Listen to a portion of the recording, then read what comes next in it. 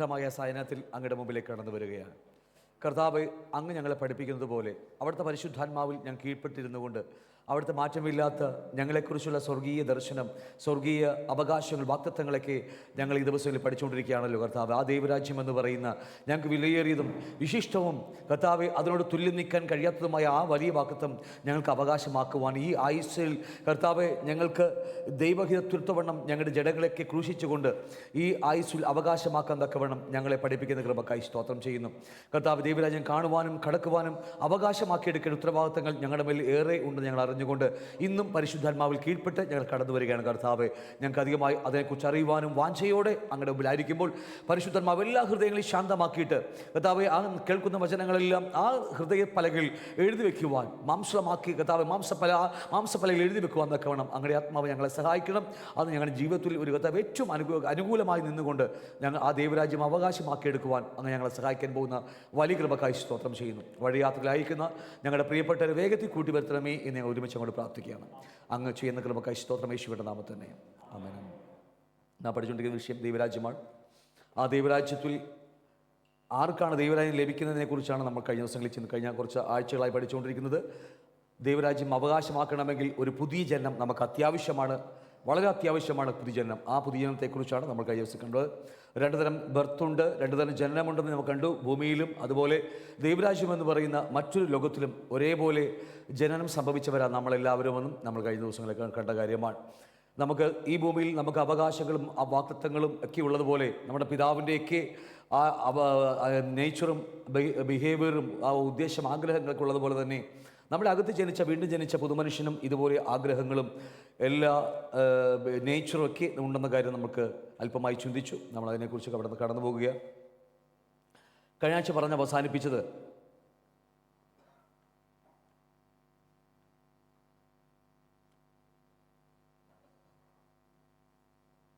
നമ്മൾ കഴിഞ്ഞ ആഴ്ച ചോദ്യം ചോദിച്ചുകൊണ്ട് നമ്മൾ നിർത്തിയത് ഹൗ ഡസ് ബർത്ത് ഹാപ്പൻ, എങ്ങനെയാണ് ജനനം സംഭവിക്കുന്നതിനെ കുറിച്ചാണ് നമ്മൾ കഴിഞ്ഞ ആഴ്ച ആ ചോദ്യം ചോദിച്ചുകൊണ്ടാണ് കഴിഞ്ഞ ആഴ്ച നമ്മൾ നിർത്തിയത് അല്ലേ?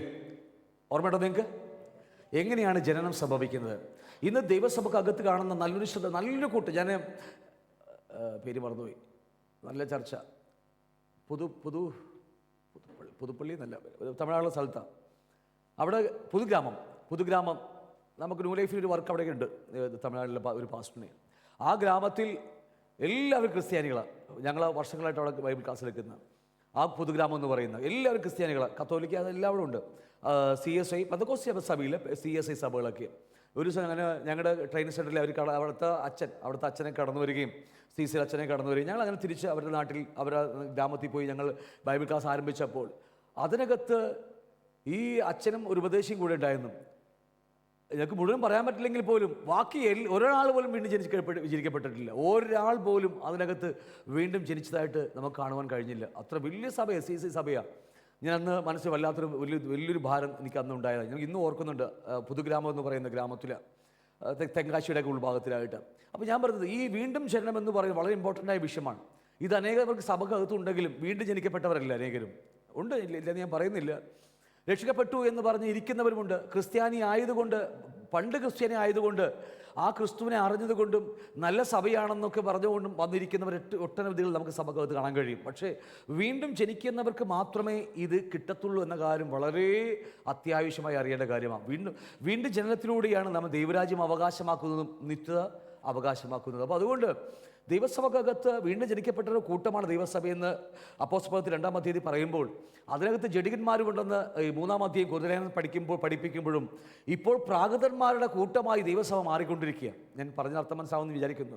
പ്രാകൃതന്മാർ, രക്ഷിക്കപ്പെട്ടു എന്ന് വിചാരിച്ചിരിക്കുന്നവർ, ഞാൻ രക്ഷിക്കപ്പെട്ടവനാണെന്ന് അവരുടെ മനസ്സ് വഞ്ചിക്കപ്പെട്ട് പിശാചിനാൽ ചതിക്കപ്പെട്ടിരിക്കുന്ന ഒരു കൂട്ടമായി ദൈവസഭകൾ മാറിക്കൊണ്ടിരിക്കുന്ന ഒരു കാലഘട്ടമാണ് നമ്മളിന്ന്. അതുകൊണ്ട് എങ്ങനെയാണ് വീണ്ടും ജനനം സംഭവിക്കുന്നത് വളരെ അത്യാവശ്യമായി നമ്മൾ അറിഞ്ഞിരിക്കണം. ഒരു തോന്നലല്ല വീണ്ടും ജനനം നമുക്ക്.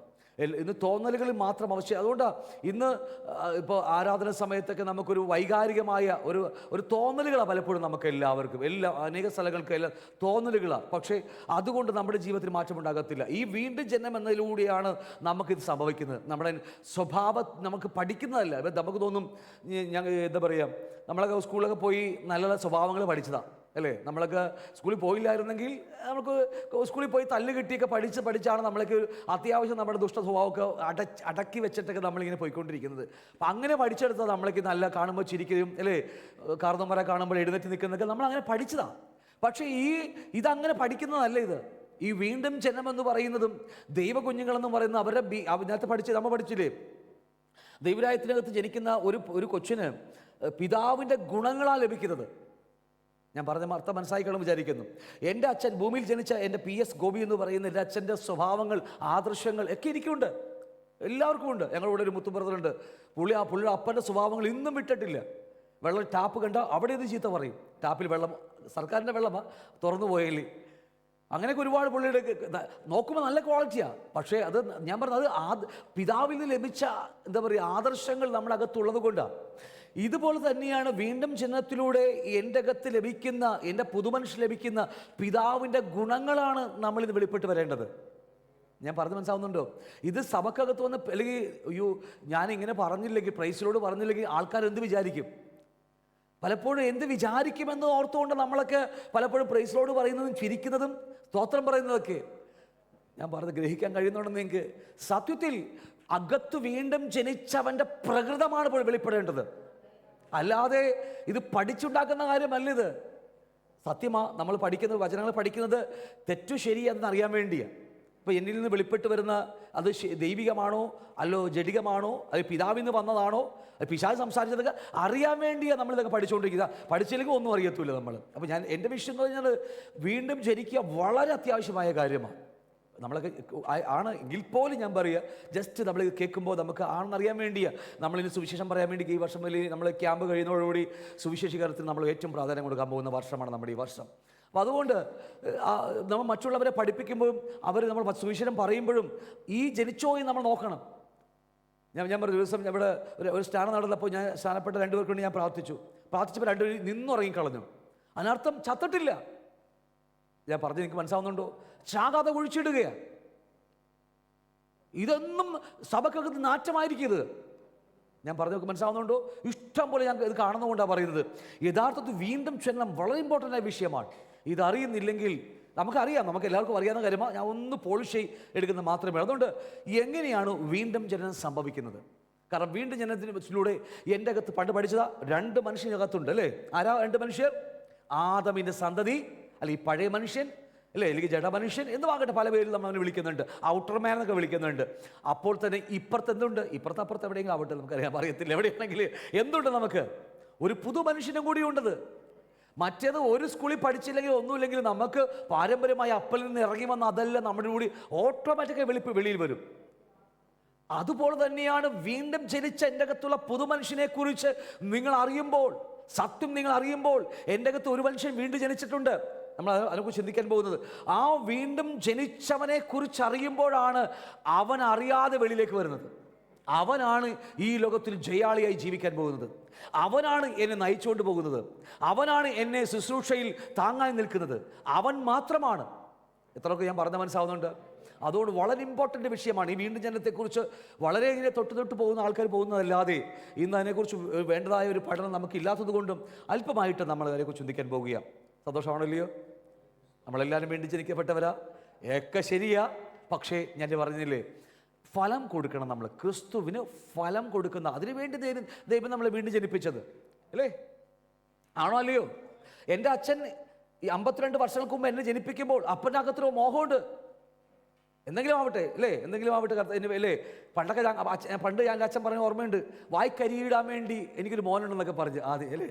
ഒരു മോൻ ജനിക്കുമ്പോൾ പറയും എൻ്റെ വായ്ക്കരി എന്നല്ലേ, ശരിയല്ലേ? മറന്നുപോയി, അങ്ങനെ ഒരു വാക്കൊക്കെ പറയാറുണ്ട്, വായ്ക്കരി ഇടാൻ വേണ്ടി എന്ന് പറയും. അപ്പോൾ ഇതൊക്കെ ശരി തന്നെയാണ്. അപ്പോൾ നമ്മളെക്കുറിച്ചൊരു ആഗ്രഹം ആർക്കുണ്ട്? ജഡത്തിൽ അച്ഛനുണ്ട്. അതുപോലെ തന്നെ വീണ്ടും ജനിക്കുമ്പോൾ എൻ്റെ പുതുമനുഷ്യനെ കുറിച്ച് അടങ്ങി ഇതിനകത്ത് ഒളിപ്പിച്ച് ലോക്കറകത്ത് പൂട്ടിവെക്കാൻ വേണ്ടിയല്ല ദൈവം ഇതിനകത്ത് ജനിപ്പിച്ചിരിക്കുന്നത്. ഞാൻ പറഞ്ഞ മനസ്സിലാവുന്നുണ്ടോ? വീണ്ടും ജനിപ്പിച്ചത് ഇതിനകത്ത് കെട്ടി പൂട്ടി വെച്ചിട്ട് ജഡത്തിൽ ജീവിക്കാൻ വേണ്ടിയില്ല, ആ ലോക്കർ തുറന്ന് അവനെ പുറത്തേക്ക് റിലീസ് ചെയ്യുന്നുള്ളതാണ് യഥാർത്ഥമായ ക്രിസ്ത്യ ജീവിതം. അവൻ്റെ മുമ്പിൽ സകല ലോകവും മുട്ടുമടങ്ങും, പകല പിശാചും മുട്ടുമടങ്ങും, എല്ലാ ജഡത്തിലെ പ്രവൃത്തികളും അസ്തമിച്ചിരിക്കും അവനാൽ മാത്രം. ഇല്ലെങ്കിൽ ക്രിസ്ത്യ ജീവിതം അമ്പേ പരാജയമായിരിക്കും. 10, 20, 30, 50 വർഷമായാലും നമുക്ക് ദൈവത്തിന് ഫലം കൊടുക്കാൻ കഴിയാത്ത ഏത് ഫലമാ? വീണ്ടും ജനിച്ചവൻ്റെ ഫലം. ഞാനിന്ന് ഫലം കൊടുക്കുന്നുണ്ട്. നമ്മളൊക്കെ അല്ലേ, നമ്മുടെ പുറമേയുള്ള മനുഷ്യൻ അപ്പനെ കാണാൻ ഞാൻ മാസത്തിൽ 2 ആഴ്ച കൂടുമ്പോഴൊക്കെ ഞാൻ വൃദ്ധനായിരിക്കുന്ന എൻ്റെ അച്ഛൻ അമ്മയുടെ അടുക്കെ പോകുന്നു, അവർ കൊടുക്കുന്നു, സ്നേഹത്തിൽ തലോടുന്നു, നല്ല കാര്യമല്ലേ? യെസ്. പക്ഷേ അതിൽ ജാതികളും ചെയ്യുന്ന കാര്യമാണ്, ജാതികളും ചെയ്യുന്ന കാര്യമാണ്. ഒരു ആൾ റോട്ടിൽ കിടക്കുന്ന ഒരു സാധനം കളന്നു പോയാൽ നമ്മളെടുത്ത് അവർക്ക് കൂടെ കൊടുക്കും. ഇതൊക്കെ ജാതികളും ചെയ്യുന്ന കാര്യമാണ്. ഞാൻ അതിനെക്കുറിച്ച് ഒന്നുമല്ല പറയുന്നത്. അത് നല്ല നല്ല സ്വഭാവങ്ങൾ നമുക്ക് ജന്മനാ കിട്ടുന്നുണ്ട്, അങ്ങനെയല്ലേ? എല്ലാവർക്കും ജന്മ നല്ല സ്വഭാവങ്ങളൊക്കെ ഉണ്ട്. അപ്പോൾ ഞാൻ അതിനെക്കുറിച്ച് ഒന്നുമല്ല പറഞ്ഞു വരുന്നത്. യഥാർത്ഥമായ വീണ്ടും ജനിച്ചവൻ്റെ പ്രകൃതത്തിനെക്കുറിച്ചാണ്. ഇത്ര മനസ്സിലായെങ്കിൽ ഞങ്ങളോട് അറിയാവുന്ന കാര്യമാണ്. ജസ്റ്റ് ഒന്ന് പോളിഷ് ചെയ്തെടുക്കുക മാത്രമാണ് നമ്മൾ ചെയ്യുന്നത്. നമ്മൾ പറഞ്ഞു 2 വ്യത്യസ്തമായ സ്ഥലങ്ങളിലാണ് നമ്മുടെ അകത്ത് 2 വ്യക്തികൾ ജനിച്ചിരിക്കുന്നത്, അല്ലേ? ഒന്ന് എൻ്റെ പഴയ മനുഷ്യൻ, അല്ലെങ്കിൽ ആദാമിൻ്റെ മകൻ, അത് ഈ ഭൂമിയിലാണ്, നമുക്ക് എല്ലാവർക്കും അറിയാം. അതിൻ്റെ ആയുസ് 7000 വർഷം മാത്രമേ ഉള്ളൂ.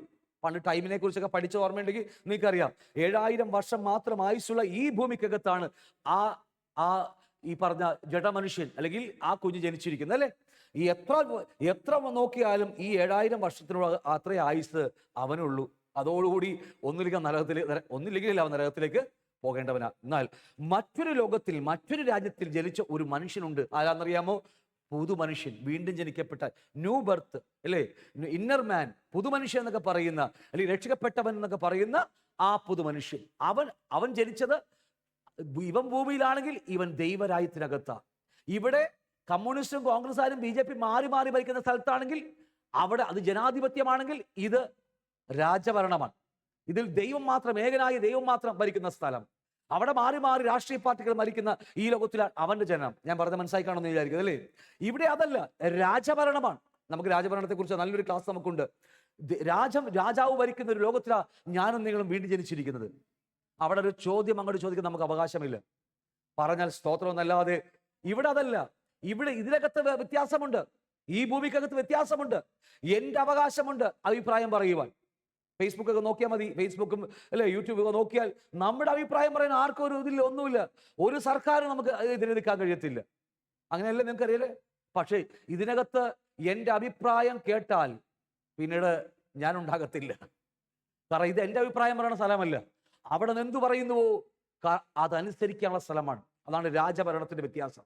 ഞാൻ ആ ക്ലാസ്സിലേക്ക് ഒന്നും പോകുന്നില്ല, അത് പറയാൻ പോയ എൻ്റെ വിഷയം ടോപ്പിക്ക് മാറിപ്പോകും. അതുകൊണ്ട് ഇതിനകത്ത് ഒരു രാജാവുണ്ട്. ആ രാജാവിന്റെ കീഴിൽ നമ്മൾ വന്നിരിക്കുക. ആ രാജാവ് എന്തു പറയുന്നുവോ അതിന് ആമേനെന്നല്ലാതെ മറ്റൊന്നും പറയാനില്ല. കാരണം ഞാൻ ജനിച്ചേ ഉള്ളൂ, കുഞ്ഞാ. ആ രാജാവിന്റെ ഹിതം ഇന്ന് അറിഞ്ഞോന്ന് പോലും സംശയമാണ് നമുക്ക്, അല്ലേ? ചോദ്യം ചോദിക്കുമ്പോൾ ഞാനും പലപ്പോഴും പല വചനങ്ങൾ വായിക്കുമ്പോൾ എൻ്റെ പിതാവേ ഞാൻ ഇതൊന്നും അറിഞ്ഞിട്ട് പോലുമില്ല നമുക്ക്. അപ്പോൾ നമ്മൾ ഈ അറിയാതെ ലോകത്തിലെ കാഴ്ചയിൽ കണ്ടത് മുഴുവനും അവിടെ പറയാൻ അവകാശമില്ല. കാരണം എല്ലാം അറിയുന്ന ഒരുവൻ, മഹാനായ ജ്ഞാനിയിൽ ജ്ഞാനിയായ, അല്ലെ, സർവശക്തനായ ദൈവം ഭരിക്കുന്ന രാജാവായിരിക്കുന്ന അടുത്ത് എൻ്റെ ഈ പൊട്ട ബുദ്ധിക്ക് ആർക്ക് വേണം? ഈ പൊട്ട സജഷൻസ് നിങ്ങൾ എൻ്റെ കൂടെ ഉണ്ടോ?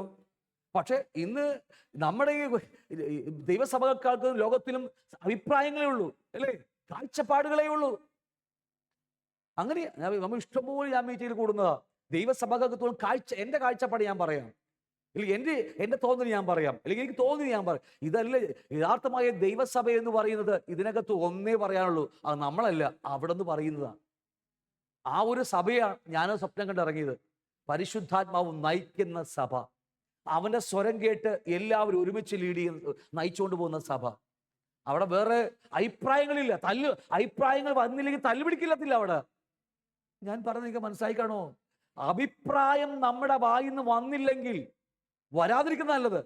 മനുഷ്യ അഭിപ്രായങ്ങൾ ഗ്രഹിച്ച ഞാൻ പറയുന്നത്, അവിടെ പരിശുദ്ധാത്മാവിന്റെ വാക്കാണ് നാം കേൾക്കുന്നതെങ്കിൽ അവിടെ നിന്ന് തല്ലുപിടുത്തമാ, അവിടെ നിന്ന് അഭിപ്രായ വ്യത്യാസങ്ങളാ. കാരണം എല്ലാവരും ഒരേപോലെ വ്യാപരിക്കുന്നത് പരിശുദ്ധാത്മാവാണ്. നാം പണ്ട് പഠിച്ചിട്ടുണ്ട്, 60 പലകൾ സമാഗമന കൂടാരം പണിയുമ്പോൾ 60 പലകകളിൽ 4 അന്താഴങ്ങൾ പുറത്തുകൂടി കമ്പിയിട്ട്, അല്ലേ, ഇങ്ങനെ പോയിക്കൊണ്ടിരിക്കുന്ന വായിച്ച ഓർമ്മയുണ്ടോ? ഒരന്താഴം ഏതാ? ഒരന്താഴം പരിശുദ്ധാത്മാവ്. അത് ഉള്ളിൽ കൂടി, ഒരു പലകയുടെ കരം ഇത്ര ഉണ്ടെങ്കിൽ അതിന് ഉള്ളിൽ കൂടി പോയിരിക്കുക. ആ അന്താഴം വേറെ ആരുമല്ല, പരിശുദ്ധാത്മാവാ. എന്നെയും നിങ്ങളെയും ഒരുപോലെ കണക്ട് ചെയ്തിരിക്കുന്നത്. പുറമേ കാണുന്ന, പണ്ട് ഈ പഴയ കടകളിലൊക്കെ ഫ്രണ്ടിൽ നിങ്ങൾ കാണും, പലകൾ ചേർത്ത് വെക്കും, അതുമാതിരി ഹുക്ക് ഉണ്ടാവും, ഒരു കമ്പി വലിച്ചു കയറ്റിയിടും, അവസാനം താഴിട്ട് പൂട്ടും. സെയിം അത് തന്നെ. ഈ പടം വിട്ട് പഠിക്കാൻ പറയാൻ പോയ പടമൊക്കെ ഇതിനകത്ത് എല്ലാം ഉണ്ട്. സെയിം കാര്യമാണ്. അങ്ങനെ പലകൾ ഒരുമിച്ച് നിൽക്കുന്നത് പോലെയാണ് എന്റെയും നിങ്ങളുടെയും അകത്തുകൂടി 5ാമത്തെ അന്താഴം എന്ന് പറയുന്ന കമ്പി കയറ്റി വിട്ടിരിക്കുന്നത്. അത് പരിശുദ്ധാത്മാവാണ്. ആ പരിശുദ്ധാത്മാവ് ഐക്യതയോടെ പിന്നെ അവിടെ എന്താ സംഭവിക്കുന്നത്? അപ്പോൾ ഓർത്താ മതി, നമ്മളൊക്കെ ആയിരിക്കുന്ന സഭകൾ യഥാർത്ഥമായ സഭകളാണെന്ന് നോക്കിയാൽ മതി. പക്ഷെ അതിലേക്ക് നമ്മൾ പോയിക്കൊണ്ടിരിക്കുക. ലോകത്തിൽ സഭയില്ല, ഉള്ള കാര്യം പറയും. ലോകത്തിൽ അങ്ങനെ സഭയേ ഇല്ല. സത്യസഭ എന്ന് പറയുന്ന സാധനം ലോകത്തിലില്ല. പക്ഷേ അത് വെളിപ്പെടാൻ പോകുമ്പോൾ അതിൻ്റെയൊക്കെ സത്യങ്ങൾ നമ്മൾ ഗ്രഹിക്കാൻ തുടങ്ങും. നമ്മൾ അറിയാതെ സത്യങ്ങൾ നമ്മുടെ അകത്തേക്ക് കടന്നു വരും. ഇതാണല്ലോ സത്യം. അവിടെയാണ് നമ്മൾ കീഴ്പ്പെട്ട് കൊടുക്കുന്നത്. അതൊക്കെ പറഞ്ഞ് മനസ്സിലാവുന്നുണ്ട്? സന്തോഷമാണെങ്കിലോ? ഓക്കെ. അപ്പൊ അതുകൊണ്ട് ഈ ദൈവരാജ്യ ലോകത്ത് വീണ്ടും ജനിച്ച ആ പൊതു മനുഷ്യൻ, അവനെക്കുറിച്ച് അറിയുക, അതുകൊണ്ട് സത്യം അറിയും. 8:32 അല്ലേ? യോഹന്നാൻ 8:32 എന്താ പറയുന്നത്? സത്യം അറിയും, സത്യം നിങ്ങളെ സ്വന്തമാക്കും. ഇത് ആരോടാ പറയുന്നത്? കർത്താവ് പറഞ്ഞ വാക്യം അല്ലേ? നമ്മോട് പറയാം. വീണ്ടും ജനിച്ചാലും സത്യം അറിയണമെന്നില്ല. സത്യം അറിയുമ്പോഴാണ് നമ്മൾക്ക് അധികാരത്തിലേക്ക് കടന്നു വരുന്നത്. അതുകൊണ്ട് മാർക്കോസിലൊക്കെ പറയുന്നില്ലേ, ഇവൻ എവിടെ നിന്ന് കിട്ടി അധികാരം? ഇവന്റെ വാക്കുകൾ ഭൂതങ്ങൾ പോലും വിട്ടുപോകുന്നു, കിടുകിട വരക്കൊന്നൊക്കെ പറയില്ലേ? എവിടെ നിന്ന് കിട്ടിയ അധികാരം? വാക്കുകൾ സംസാരിക്കുമ്പോൾ അധികാരത്തിലെ വാക്കുകളാണ്. ഞാൻ പറഞ്ഞ മനസ്സിലാവുന്നുണ്ടോ?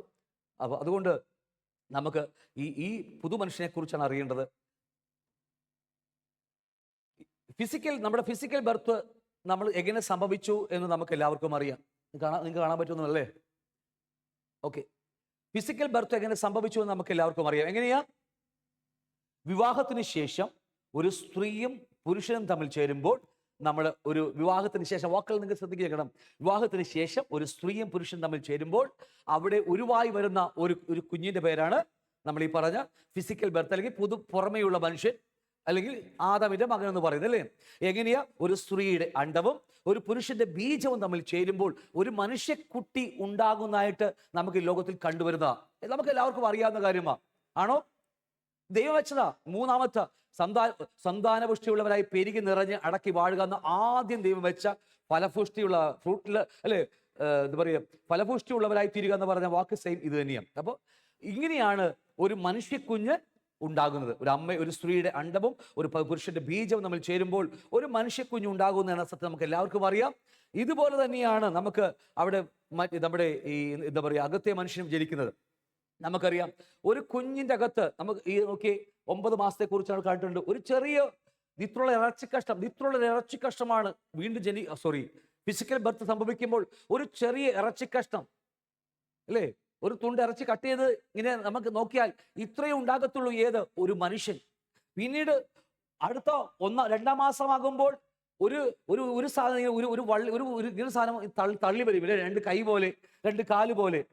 പിന്നീട് മാസങ്ങൾ കഴിയുമ്പോഴാണ് അതിനകത്ത് ഉരുവായി കണ്ണ് മൂക്ക് ഒക്കെ ഉരുവായി വരുന്നത് നമുക്കറിയാം. അങ്ങനെയാണെന്ന് അല്ലേ? പണ്ടൊക്കെ സ്കൂളിൽ പഠിച്ചവർക്ക് എല്ലാവർക്കും അറിയാൻ പറ്റും. ഇങ്ങനെ മാസങ്ങൾ എടുത്തിട്ടാ. 2 വിധത്തിലുണ്ട്. ഞാനിത് നമുക്ക് പറയാൻ സമയമുണ്ടെന്ന് എനിക്ക് അറിയത്തില്ല. 2 വിധത്തിലുണ്ട്. ഇത് സഭയുടെ വയറ്റിൽ നമ്മളുണ്ട്. പണ്ട് പഠിച്ചിട്ടുണ്ട് ചിലപ്പോൾ ഉണ്ട്. എല്ലാ ക്ലാസ്സിൽ നിങ്ങൾ ചേർത്ത് വെച്ച് പഠിച്ചാൽ മതി. സ്ത്രീ എന്ന് പറയുന്ന സഭ പ്രസവിക്കുന്ന എന്ന് പറയുന്നത് പോലെ തന്നെ അതൊരു സൈഡ് വേറെയുണ്ട്. ഞാൻ അതിലേക്കൊന്നും പോകുന്നില്ല. മറു സൈഡ് പറയാം. അപ്പോൾ ഞാൻ പറഞ്ഞത് ഇതുപോലെ ചെറിയ ഉരുവായി 9 മാസം കൊണ്ടാണ് ഒരു മനുഷ്യക്കുഞ്ഞ് പുറത്തു വരുന്നതെങ്കിൽ പിക്ചറിലൂടെ നമുക്ക് കാണാൻ കഴിയും. ഒരു ചെറിയ എന്താ പറയുക, ഒരു ഫെറ്റൽ എന്നൊക്കെ പറയുക, ഇവർക്കൊക്കെ അറിയാം, പഠിച്ചവർക്കൊക്കെ അറിയാം. ഒരു സാധനം ഡെവലപ്പ് ചെയ്ത് വരികയാണ്. അങ്ങനെയാണ് ഒരു മനുഷ്യക്കുഞ്ഞ് ഉരുവായി ഫോമായി വരുന്നത്. അങ്ങനെ അതിന്റെ പ്രായപൂർത്തിയാകുമ്പോൾ 9 മാസം 9 ദിവസം 9 വിനാഴിയൊക്കെ ആകുമ്പോൾ അത് പുറത്തു വരും. അത് സത്യമായി എല്ലാവർക്കും അറിയാവുന്ന കാര്യമാണ് നമുക്കല്ലേ. ഇങ്ങനെയാണ് എന്ത് സംഭവിക്കുന്നത്? ഒരു ഫിസിക്കൽ ബർത്ത് സംഭവിക്കുന്നത് അല്ലേ. ഒരു മനുഷ്യക്കുഞ്ഞ്, ലോകത്തിലെ ഒരു മനുഷ്യക്കുഞ്ഞ്, ഒരു ജഡത്തിലെ കുഞ്ഞ് ജനിക്കുന്നത് ഇങ്ങനെയാണ്. ഒറ്റ ദിവസം കൊണ്ടല്ല അല്ലേ, 9 മാസം കൊണ്ട് ഒക്കെ ദിവസം കൊണ്ടാണ് ഇത് ഉരുവായി വന്നത്. നമുക്ക് എല്ലാവർക്കും അറിയാവുന്ന കാര്യമാണ്. ഓക്കെ. ഇത് മനസ്സിൽ വെച്ചുകൊണ്ട് നമ്മൾ മറ്റൊരു കാര്യം പറയാൻ പോകുമ്പോൾ നമുക്ക് മറ്റൊരു ലോകത്തിൽ ജനിക്കുന്ന വേറൊരു കുഞ്ഞുണ്ട് അല്ലേ. വേറൊരു കുഞ്ഞ്, നമ്മൾ അതിന് എന്താ പറയുന്നത്? ഇന്നർ മാൻ എന്ന് പറയുന്ന. അത് എങ്ങനെ, ഒരു സ്പിരിച്വൽ ബർത്ത് എങ്ങനെയാണ് സംഭവിക്കുന്നത്? നമ്മുടെ ചോദ്യം അതല്ലേ. ഞാൻ പെട്ടെന്ന് പറഞ്ഞിട്ടേക്കാം, നമ്മൾ ഈ ക്ലാസ്സുകളൊക്കെ ഒരുപാട് നീണ്ടു പോവുക. നമ്മൾ എങ്ങനെയാണ് ഈ എന്താ പറയുക സ്പിരിച്വൽ ബർത്ത്, ആത്മീയമായ ജനനം, അല്ലെങ്കിൽ വീണ്ടും ജനിക്കുക, പുതുജനനം സംഭവിക്കുക അല്ലേ എന്നാ പല പേരുകളും നമുക്ക് എല്ലാവരും അറിയാം. എല്ലാത്തിനും അർത്ഥങ്ങളുണ്ട്, വേറെ കാര്യം. എങ്ങനെയാണ് പുതുജനനം സംഭവിക്കുന്നത്? നേരത്തെ പറഞ്ഞു അമ്മയുടെ അണ്ഡവും പുരുഷന്റെ ബീജവും തമ്മിൽ ചേരുമ്പോൾ ഒരു മനുഷ്യക്കുഞ്ഞുണ്ടാകുന്നത് പോലെ, അല്ലേ? ഇവിടെയും അത് തന്നെയാണ് സംഭവിക്കുന്നത്. അത് നീണ്ട കാലസമയങ്ങൾ എടുത്തുകൊണ്ടാണ് അതിന്റെ ബർത്ത് സംഭവിക്കുന്നത്. 9 മാസങ്ങൾ എടുത്തുകൊണ്ടാണ് അതിന്റെ ബർത്ത് സംഭവിക്കുന്നത്. പക്ഷേ ഇത് അതിൽ ചെറിയ വ്യത്യാസങ്ങൾ അതിനകത്തുണ്ട്. ചെറിയ വ്യത്യാസമല്ല, വലിയ വ്യത്യാസം തന്നെയുണ്ട് നമുക്ക്. ഒന്ന്, ഇവിടെ പുരുഷന്റെ ബീജവും സ്ത്രീയുടെ അണ്ഡവും ചേർന്നപ്പോൾ ഒരു ഫിസിക്കൽ ബർത്ത് സംഭവിക്കുന്നത് പോലെ ഇവിടെ ഇതുപോലെ രണ്ട് വ്യക്തികൾ തമ്മിൽ ചേരുമ്പോൾ, രണ്ട് കൂട്ടങ്ങൾ തമ്മിൽ ചേരുമ്പോഴാണ് സ്പിരിച്വൽ ബർത്ത് സംഭവിക്കുന്നത്. നിങ്ങൾ എൻ്റെ കൂടെ ഉണ്ടല്ലോ എല്ലാവരും? ഹല്ലേലൂയ. അപ്പോൾ ഇത് സംഭവിക്കുന്നത് മാനുഷികമായ യാതൊന്നും കൊണ്ടല്ല. ഏതെങ്കിലും സ്ത്രീയുടെ, യോഹന്നാന്റെ സുവിശേഷ ഭാഗത്തിലൊക്കെ ഉണ്ട്, സ്ത്രീയുടെ അല്ലെ ഒരു പുരുഷന്റെ ഇഷ്ടത്തിലല്ല എന്നൊക്കെ പറഞ്ഞ് മനോഹരമായി പഠിപ്പിക്കുന്നുണ്ട്. അത് നമുക്ക് ആവശ്യമില്ല, നമുക്ക് അറിയാം. ഇവിടെ മനുഷ്യന്റെ യാതൊന്നും, ഒരു ചിന്ത പോലും ഇവിടെ ഇല്ല ഇതിനകത്ത്. ഈ ബർത്തിന്, ഈ ജനനത്തിന് ഒരു മനുഷ്യന്റെ യാതൊരു തരി പോലും സപ്പോർട്ടില്ല. ഇത് മുഴുവനും സ്വർഗം ചെയ്യുന്ന കാര്യമാണ്. എന്നാൽ ഭൂമിയിലെ ജനത്തിൽ സ്വർഗത്തിന് ഉണ്ടോ എന്ന് ചോദിച്ചാൽ ഇല്ലെന്ന് ഞാൻ പറയുന്നില്ല. പക്ഷെ അത് രണ്ട് വ്യത്യസ്തമായ നിലകളിലാണ്. കാരണം ഒരു സ്ത്രീയുടെ അണ്ഡവും പുരുഷന്റെ ബീജം നമ്മൾ ചേരുമ്പോൾ ഉണ്ടാകുന്ന കാര്യമാണെങ്കിൽ പോലും ദൈവം ഉണ്ടോ എന്ന് ചോദിച്ചാൽ ഉണ്ട്. അത് വേറൊരു വിധത്തിൽ യെശയ്യാ പ്രവചനമൊക്കെ പഠിക്കുമ്പോൾ നമുക്ക് കാണാൻ കഴിയുന്ന ചെറിയ വാക്കുകൾ മാത്രമേ ഉള്ളൂ. ഇത് പൂർണ്ണമായി 100% ഇത് സ്വർഗത്തിൽ നിന്ന് സംഭവിക്കുന്ന കാര്യമാണ്. ഞാൻ ഇത് പറഞ്ഞതിന്റെ സീരിയസ്നെസ് എത്ര പേർക്ക് മനസ്സിലായെന്ന് എനിക്കറിയത്തില്ല. നിങ്ങളുടെ അകത്ത് സ്വർഗത്തിന്റെ സന്തതി ഉണ്ടെന്നാണ് ഈ പറഞ്ഞു വരുന്നത്. ഇത് ഞാൻ ഈ പറഞ്ഞു പോകുമ്പോൾ നിങ്ങൾ സുഖം കേട്ടിരിക്കാൻ സുഖമാ. ഞാൻ അതല്ല പറയുന്നത്. നിങ്ങളുടെ അകത്ത് തേജോമയനായ സ്വർഗത്തിലെ ദൈവം, നിങ്ങളുടെ സ്വർഗത്തിലെ പിതാവ്, മരണമില്ലാത്ത, ദ്രവത്വമില്ലാത്ത, സർവശക്തനായ, സർവജ്ഞാനിയായ, അരൂപിയായ, സർവശക്തനായ ദൈവത്തിന്റെ ഒരു സൃഷ്ടി, ഒരു മകൻ ഞാൻ യേശുവിനെ കുറിച്ചല്ല പറയുന്നത്, നിങ്ങളുടെ അകത്ത് ജനിച്ചിട്ടുണ്ടെന്നാണ് പറഞ്ഞത്. ഇതൊന്ന് ഗ്രഹിക്കാൻ പെടാപ്പാട സഹോദരങ്ങളെ, ഞാൻ ഉള്ള കാര്യം പറയാം. ഇതൊന്ന് ഗ്രഹിപ്പിച്ച് കിട്ടുവാൻ ഇച്ചിരി ബുദ്ധിമുട്ടാണ്. എത്രയൊക്കെ ഞാൻ പറഞ്ഞത് ഗ്രഹിച്ചിട്ടുണ്ട്. നിങ്ങളുടെ അകത്ത് പഠിപ്പില്ലാത്ത, വിദ്യാഭ്യാസമില്ലാത്ത, സംസാരം കഴിവില്ലാത്ത, ഒന്നുമില്ലാത്ത എൻ്റെ അകത്ത് സാക്ഷാൽ തേജോമാനായ ഏക സത്യദൈവത്തിന്റെ മകനാണ് എൻ്റെ അകത്ത് ഞാൻ ജനിച്ചിരിക്കുന്നു എന്ന് പറയാൻ തക്കവണ്ണം ഒരു ധൈര്യം നമുക്ക് വരണം. ഇന്ന് അനേക വിശ്വാസികൾക്കും അത് പറയാൻ കഴിയില്ല. സത്യമായി ഞാനിത് പറയുമ്പോൾ എത്ര പേർക്ക് അത് മനസ്സിലാകുന്നുണ്ടോ എന്ന് എനിക്ക് കാരണം ഇതൊട്ടനവധി ഞാൻ ക്ലാസ് എടുത്തിട്ടുണ്ട്. പക്ഷേ വളരെ വിരലിൽ കുറച്ചവർക്ക് മാത്രമേ ഇതിന്റെ സത്യം മനസ്സിലാകത്തുള്ളൂ. പക്ഷെ അറിഞ്ഞവർ ഇന്ന് ദൈവത്തിന് വേണ്ടി രാപകലോടുന്നവരാണ്. ഹല്ലേലൂയ. കാരണം അറിയാമോ, ഇത് ഇവിടെ ജനിക്കും ഒരു മനുഷ്യന്റെ, പുരുഷന്റെ ഒരു പുരുഷ ഇഷ്ടമല്ലത്. ഇതിനകത്ത് വീണ്ടും ജനിക്കപ്പെട്ട, സ്വർഗം മാത്രം അവകാശമായിരിക്കുന്ന, മനുഷ്യന്റെ ഒരു സെന്റിമീറ്റർ പോലും എന്താ പറയുക പങ്കാളിത്തമില്ലാത്തൊരു സൃഷ്ടിപ്പ് എന്റെയും നിങ്ങളുടെയും അകത്ത് വീണ്ടും ജനിച്ചിട്ടുണ്ട്. നിങ്ങളുടെ ദൈവത്തെക്കുറിച്ച് നിങ്ങൾക്ക് എത്രമാത്രം അറിയാം? അത്രം വലിപ്പമുണ്ട് ഇതിനകത്തും. അതിനെക്കുറിച്ച് എനിക്ക് വേറെ വാക്ക് പറയാനില്ല. അല്ലെങ്കിൽ വാക്കിന് പരിമിതിയുള്ള ഒരു മനുഷ്യൻ ഞാൻ പറയാം, നിങ്ങൾ അറിഞ്ഞ ദൈവം, പല ദൈവങ്ങളെ നമുക്ക് വ്യത്യസ്തമായി അറിയുന്നു നമ്മളെല്ലാവരും, അങ്ങനല്ലേ? ദൈവം ഒരുവനേ ഉള്ളൂ. പക്ഷെ ആ ദൈവത്തെക്കുറിച്ച് അറിയുന്നത് ഒരു 1-ാം ക്ലാസ്സിൽ അല്ലെങ്കിൽ 1 വയസ്സുള്ള കുഞ്ഞറിയുന്നത് പോലെയല്ല 5 വയസ്സുള്ള കുഞ്ഞറിയുന്നത്. 5 വയസ്സുള്ള കുഞ്ഞറിയുന്ന പോലെയല്ല 10 വയസ്സുള്ള കുഞ്ഞിനറിയുന്നത്, അല്ലേ? 30 വയസ്സുള്ള കുഞ്ഞറിയുന്നത് വ്യത്യാസമാ. ഇതുപോലെയാ നമ്മുടെ പിതാവിനെ കുറിച്ച് അറിയുന്ന അറിവാണ് എൻ്റെ അകത്തെ മനുഷ്യന്റെ വലിപ്പം എന്ന് പറയുന്നത്. ഇതിനെക്കുള്ളിൽ എനിക്ക് വർണ്ണിക്കാൻ, വിവരിക്കാൻ എൻ്റെ വേറെ വാക്കുമില്ല, ഒന്നുമില്ല. ഹല്ലേലൂയ. അതുകൊണ്ട് ദൈവത്തെക്കുറിച്ചറിയുക, അവന്റെ പരിജ്ഞാനത്തിൽ വളരുക എന്നൊക്കെ പറയുന്നത് അതാണ്. നമ്മുടെ ദൈവത്തെക്കുറിച്ച്, എൻ്റെ നാടിനെക്കുറിച്ച്, ഞാൻ പോകേണ്ട സ്ഥലത്തെക്കുറിച്ചൊക്കെ അറിയുമ്പോഴാണ് ഈ ഇന്നർമാന്റെ വലിപ്പം അറിയുന്നത്. ഇല്ലെങ്കിൽ ഞാൻ പറഞ്ഞതുപോലെ ഗോദ്രേജ് ലോക്കറുള്ളിൽ കെട്ടിപ്പൂട്ടി ലോക്കിട്ട് വെക്കുന്ന പരിപാടിയായത്. ജീവിക്കുന്നത് മുഴുവൻ ഈ മറ്റവനാ, ഏതാ ദിവൻ. 10 അഭിപ്രായം പറഞ്ഞില്ലെങ്കിൽ ഇവന് നാവ് അടങ്ങത്തില്ല. ഒന്നും മിണ്ടുന്നില്ലല്ലോ നിങ്ങള്. ഞാൻ പറയുന്നത് യഥാർത്ഥമായ സഭയെക്കുറിച്ചും യഥാർത്ഥ ദൈവരാജ്യം അവകാശമാക്കുന്നത്. ഇല്ലെങ്കിൽ ഈ ഭൂമി ജീവിച്ച് മരിച്ചങ്ങ് പോകാം, അത്രയേ ഉള്ളൂ. യേശുവിന്റെ നാമത്തിൽ നമുക്ക് ഇവിടെ അനുഗ്രഹമൊക്കെ കിട്ടി അങ്ങോട്ട് പോകാം നരകത്തിലേക്ക്. സ്വർഗത്തിൽ പോകാൻ കഴിയത്തില്ല. കാരണം സ്വർഗത്തിൽ പോകുന്നത് ധവനാ. അവനെ കണ്ടാൽ തന്നെ, അവന്റെ കെട്ടപ്പ് കണ്ടാൽ തന്നെ അറിയാം അവൻ ആരാണെന്ന്. ഞാനിങ്ങനെ പറയാറുണ്ട്, നമ്മുടെ പിതാവ് യഹൂദ ഗോത്രത്തിൽ സിംഹമാണെങ്കിൽ ഇവൻ യഹൂദ ഗോത്രത്തിലെ സിംഹക്കുട്ടിയാണ്. ആ സിംഹത്തിന്റെ കുട്ടികളാണ് ഇവനൊക്കെ. ഹല്ലേലൂയ. ഞാൻ പറഞ്ഞത് മനസ്സായോ? കാട്ടിലെ അപ്പൻ ഗർജിക്കുമ്പോൾ മൃഗങ്ങളൊക്കെ ആന സിംഹത്തെക്കാൾ വലിപ്പമുള്ള തൊലിക്കെട്ടിയുള്ള കാണ്ടാമൃഗം പോലും ഓടിപ്പോകുന്നു. കൊമ്പിൽ നീളമുള്ള എലി എന്താ പറയാ ആനകളൊക്കെ ഓടിപ്പോകുമ്പോൾ വിരണ്ടു പോകുമ്പോൾ ഈ കൊച്ചു കണ്ടു വളർന്ന അതാണ്. ഹല്ലേലൂയ! ഈ കൊച്ചു കണ്ടു വളർന്നതാ. അതുകൊണ്ട് നിങ്ങൾ യേശുവിന്റെ മിനിസ്ട്രി, നിങ്ങൾ മത്തായി, മാർക്കോസ്, ലൂക്കോസ് 4 സുവിശേഷ ഭാഗം പഠിക്കുമ്പോൾ ഈ അത്ഭുതമൊക്കെ അല്പം മാറ്റി വെച്ചിട്ട് യേശു ശ്രദ്ധിച്ചു നോക്കിയേ, അധികാരത്തിന് ശുശ്രൂഷകളാ. നമ്മൾ പഠിക്കുമ്പോൾ മുഴുവനും ആ ആംഗിളിൽ നിന്ന് പഠിക്കുന്നതുകൊണ്ട് നമുക്ക് അത് മാത്രമേ അറിയത്തുള്ളൂ. പക്ഷെ അവനിൽ വ്യാപരിക്കുന്ന ഒന്നുണ്ട്, വെളിപ്പെട്ട് വരുന്ന പുതു മനുഷ്യന്റെ ശക്തി. അതൊന്ന് കണ്ടു നോക്കിയേ, ജീവിതത്തിൽ മാറ്റം വരും, വാക്കുകൾക്ക് മാറ്റം വരും, അനേകരെ നിത്യതര പർദീസ കാണിച്ചു കൊടുക്കാൻ കഴിയും നമുക്ക്. എത്ര ഞാൻ പറഞ്ഞ അർത്ഥം മനസ്സിലാവുന്നുണ്ടോ? അപ്പൊ അതുകൊണ്ട് ഈ സ്പിരിച്വൽ ബർത്ത്, കാരണം ഞാൻ പറഞ്ഞ ദൈവരാജ്യം അതുകൊണ്ട് 1 കൊരിന്ത്യർ 15-ാം അധ്യായം 50-ാം വാക്യം പറയുന്നു, ജഡരക്തങ്ങൾ ദൈവരാജ്യം അവകാശമാക്കത്തില്ല. ഇപ്പുറത്ത് നമ്മൾ നേരത്തെ കണ്ട ഇവൻ എത്ര സഭയില അല്ലേ, ന്യൂ ലൈഫിൽ എത്ര വലിയ ആളാണെങ്കിലും, എത്ര വലിയ കോറിൽ അംഗമാണെങ്കിലും, ഈ ഭൂമിയിൽ എത്ര നന്മകൾ കിട്ടിയാലും ഇവന് അവസാനം മണ്ണാങ്കട്ട മാത്രമേ ഉള്ളൂ. 6 അടി പെട്ടി കൊണ്ട് അടക്കി സലാം പറഞ്ഞ് മണ്ണൂട്ട് സലാം പറഞ്ഞ് പോകാന്നുള്ളു. ഒരിക്കലും എഴുന്നേൽക്കത്തില്ല. എഴുന്നേൽക്കും 1000 ആണ്ടിന് ശേഷം. എന്നാണെന്നറിയാമോ? ന്യായം വിധിച്ച് നരകത്തിൽ തള്ളാൻ വേണ്ടിയാ, അല്ലാതെ പൊങ്ങി വരത്തൊന്നുമില്ല അവന്. എത്ര ഞാൻ പറഞ്ഞ മനസ്സിലാവുന്നുണ്ട്? കൂട്ടിപ്പോയിട്ടില്ല. ഇതിന് കൂട്ടി പറഞ്ഞാലേ മനസ്സിലാകത്തുള്ളൂ. അതുകൊണ്ടാ ഇത്തിരി കൂട്ടി പറഞ്ഞില്ലെങ്കിൽ ഒന്നും ഗ്രഹിക്കാൻ നമുക്ക് കഴിയത്തില്ല. അപ്പൊ അതുകൊണ്ട് ഇവനാണ് ദൈവരാജ്യം അവകാശമാക്കുന്നത്. ഗ്രഹിച്ചോ? അപ്പോൾ അങ്ങനെയെങ്കിൽ നമ്മുടെ ബൈബിൾ പഠനം, പ്രാർത്ഥന, ബൈബിൾ സ്റ്റഡി, നമ്മുടെ സഭയുമായുള്ള ചേർന്നുള്ള ജീവിതം എത്ര പ്രാധാന്യമുണ്ട്. കാരണം ഇത് മുഴുവനും അവന് വേണ്ടിയുള്ളതാണ്. ബാക്കി 6 ദിവസം ആർക്ക് വേണ്ടിയുള്ളതാ? മറ്റവന് വേണ്ടിയാ. ഈ ബാക്കിയുള്ള 6 ദിവസവും ജീവിക്കുന്നത് ഇവന് വേണ്ടി മാത്രമാണ്. എവിടം വരെ? അവസാനം മറ്റേ സിമിട്രിയുടെ വാതിക്കെ പോയിട്ട് പറച്ചിലൊക്കെ ഞങ്ങൾ നുണയൊക്കെ പറയും. കാഹളം ധ്വനിക്കുമ്പോൾ എന്നൊക്കെ പറഞ്ഞ് അല്ലേ, മനുഷ്യ നീ പൊടിയാകുന്ന പൊടിയിലേക്ക് പോകുന്നു അല്ലേ എന്നൊക്കെ പറഞ്ഞ് ദാനിയേൽ പറഞ്ഞ അതേ വാക്കൊക്കെ ഞങ്ങൾ നീട്ടിപ്പിടിച്ച് വന്നു. ശുദ്ധ നുണയാണ് ഞങ്ങൾ പറയുന്നത്. അല്ലെങ്കിൽ നാട്ടുകാർ നമ്മളെ കൈവെക്കും. അതുകൊണ്ടാണ് ഏറ്റവും നുണ പറയുന്ന സ്ഥലങ്ങൾ അതൊക്കെയാണ്, വേറെ ഒന്നുമല്ല. പിന്നെ കല്യാണത്തിനൊക്കെ ചർച്ചയിൽ പോയി വരത്തില്ല, എന്നാലും പറയും ഇവ നല്ല വയ്യാന്നൊക്കെ പറഞ്ഞത്. എന്തിനാ അവർ തന്നെ കുടുംബം തകർക്കണത്? ഞാൻ പറഞ്ഞിത്രയൊക്കെ പറഞ്ഞ് മനസ്സിലാവുന്നുണ്ട്? ഗ്രഹിച്ചോ? അപ്പൊ അതുകൊണ്ട് ഇവരെ എല്ലാം ഫോക്കസ് ചെയ്യേണ്ടത് ദൈവരാജ്യം അവകാശമാക്കുന്ന വീണ്ടും ജനിച്ച പുതു മനുഷ്യനെ ഫോക്കസ് ചെയ്യേണ്ടത്. ഹല്ലേലൂയ! അപ്പൊ ഇവന് വേണ്ടിയാ വിടുതൽ ശുശ്രൂഷ. എല്ലാവർക്കും വേണ്ടിയാ. പറ. കടബാധ മാറുന്നതും വിടുതൽ ശുശ്രൂഷകളൊക്കെ ആർക്ക് വേണ്ടിയാ? ദൈവന് വേണ്ടിയാ. എവിടം വരെ പോകും? മാക്സിമം പോകുന്നത് ശവപ്പറമ്പിൽ വരെ, അത്രയേ ഉള്ളൂ.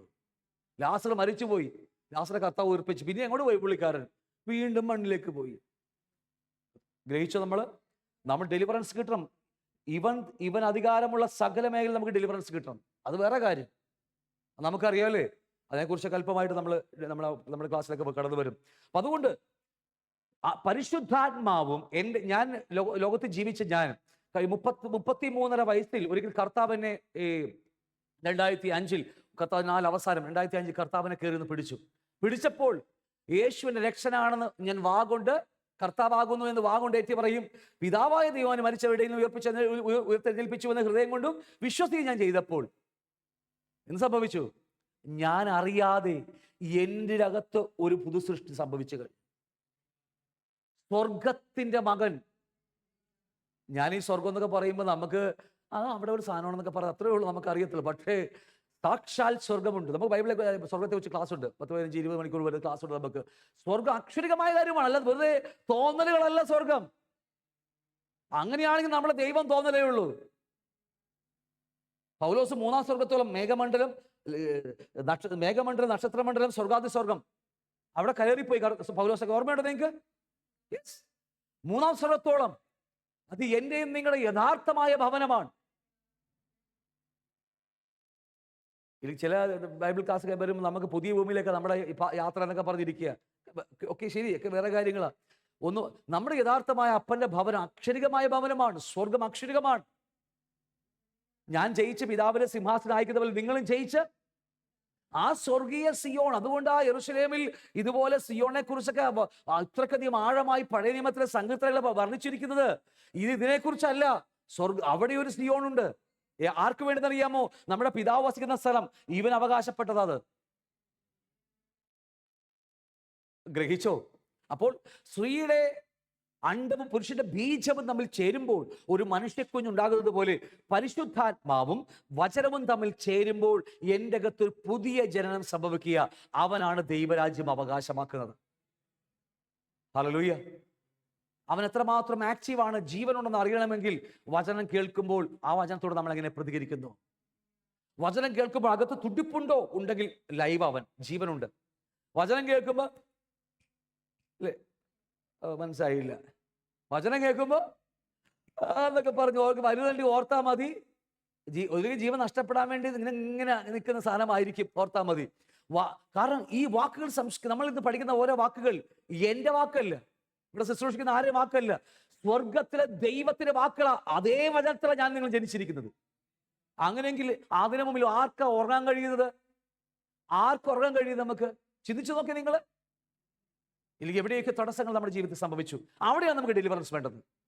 എൻ്റെ പുതു മനുഷ്യന് പുറത്തേക്ക് വരാൻ കഴിയാതെ വണ്ണം തടഞ്ഞു വെച്ചിരിക്കുന്ന എവിടെയൊക്കെയോ നമുക്ക് ഡെലിവറൻസ് ആണ്. അതിനുവേണ്ടി ഡെലിവറൻസ്. അതറിയാതെ നമുക്ക് ഡെലിവറൻസ് കിട്ടിയിരുന്നില്ല, നരകത്തിലേക്ക് പോകത്തുള്ളൂ. ഡെലിവറൻസ് എന്തിനു വേണ്ടിയാ? ഡെലിവറൻസ് എൻ്റെ പുതുമനുഷ്യന് പുറത്തു വരാൻ കഴിയാതെ വണ്ണം, പ്രവർത്തിക്കാൻ കഴിയാതെ വണ്ണം, അവന് സ്വതന്ത്രോടെ വിടാൻ കഴിയാതെ വണ്ണം തടസ്സമായി നിൽക്കുന്ന എല്ലാത്തിനും വിടുതൽ ആവശ്യം. ഞാൻ പറയുന്ന സീരിയസ് നിങ്ങൾക്ക് മനസ്സിലാവുന്നുണ്ടോ? ലോകത്തിൽ ഇഷ്ടം പോലെ സ്ഥലങ്ങളിൽ നടക്കുന്നുണ്ട്, അവർക്ക് പോലും അറിയത്തില്ല ഇത് എന്തൊക്കെ കാണിച്ചു കൂട്ടുന്നത്. ഹല്ലേലൂയ. ഇവനെ ഫോക്കസ് ചെയ്തുകൊണ്ടാണ് ക്രിസ്ത്യ ജീവിതം മുന്നോട്ട് കടന്നു പോകുന്നത്. ആണോ ഇല്ലയോ? ഇല്ലെങ്കിൽ സഹോദരങ്ങളെ, ഞാൻ പ്രത്യേകം പറയാം, മറ്റൊന്നും നമുക്ക് വേറെ ഒന്നും ഒരിടത്ത് ഈ പടിവാതിക്കൽ പോലും നമുക്ക് എത്തിപ്പെടാൻ കഴിയത്തില്ല. ഹല്ലേലൂയ. ഒരു ചെറിയ ജീവിതം കൂടി ബാക്കിയേ നമുക്ക് ആയുസുള്ളൂ. അതുകൊണ്ട് ആ ആയുസ് നമുക്ക് തിരിച്ചു പിടിക്കാൻ വേണ്ടിയാ. നഷ്ടപ്പെട്ടത് തിരിച്ചു പിടിച്ചെടുത്ത് പോകുമ്പോൾ ഈ ലോകത്തിൽ ചെയ്യേണ്ടത് മുഴുവനും ചെയ്തു തീർത്തിട്ട് വേണം സന്തോഷത്തോടെ സലാം പറയാനായിട്ട്. സന്തോഷത്തോടെ സലാം പറയുമ്പോൾ, ഇവിടെ നിന്ന് വിട വാങ്ങുമ്പോൾ സന്തോഷത്തോടെ വിടവാങ്ങുമ്പോൾ ഉറപ്പുണ്ടാകണം, പിതാവിനെ ഏൽപ്പിച്ചത് മുഴുവനും ഞാൻ പൂർത്തീകരിച്ച്, ഇറ്റ് ഈസ് ഫിനിഷ്ഡ് എന്ന് പറഞ്ഞ കർത്താവ് തീർത്ത്, ഇറ്റ് ഈസ് ഫിനിഷ്ഡ് എന്ന് പറഞ്ഞ് ക്രൂശിൽ തീർത്ത പറഞ്ഞ പോലെ പലസോർ ഞാൻ ഓട്ടം ഓടി തീർത്തു എന്ന് പറഞ്ഞു പോകണം. ഒരു പുസ്തകത്തിലെ താള് പോലും മറിയാതെ പോകരുത് നമ്മൾ. എന്നെക്കുറിച്ച് 100 പേജിന്റെ പുസ്തകമാണോ 200 പേജ് പുസ്തകമാണോ നമുക്ക് അറിയത്തില്ല. അത് ഓരോരോ താഴ്ന്ന പോലെ ഇരിക്കും. 1 കിട്ടിയവരുണ്ട്, 2 കിട്ടിയവരുണ്ട്, 10 കിട്ടിയവരുണ്ട്, അല്ലെ 100 കിട്ടിയവരെ കാണുമായിരിക്കും. അവനവന് ക്വാളിറ്റി ദൈവം കൊടുക്കുന്ന കൃപക്കൊത്തോളം ചെയ്യുക, അത്രയേ ഉള്ളൂ. പക്ഷേ അവസാന പേജും മറിച്ച് എഴുതി ശുഭം എന്ന് പറഞ്ഞ് കുത്തിട്ടാണ് അവിടെ പോകുവാൻ. കാരണം അതായിരിക്കണം നമ്മുടെ ലക്ഷ്യം. ഇല്ലെങ്കിൽ മരണം കിട്ടുകിട്ടാ പറക്കും. നമ്മുടെ മരണം വരുമ്പോൾ കുറവ് ഇഷ്ടം ദിവസം പോലെ എത്രയോ ആൾക്കാരെ മരിച്ചുകൊണ്ടിരിക്കുന്നത്. മരിക്കുമ്പോൾ പ്രത്യാശയില്ലാതെ മരിക്കുന്ന എത്രയോ ആൾക്കാരെ നമുക്കറിയാം. എങ്ങോട്ടാ? നരകത്തിലേക്ക്. വേറെ ഒന്നും നമുക്കൊന്നും ചെയ്യാൻ കഴിയത്തില്ല. ഞാൻ പറഞ്ഞത് മനസ്സിലാവുന്നുണ്ടോ?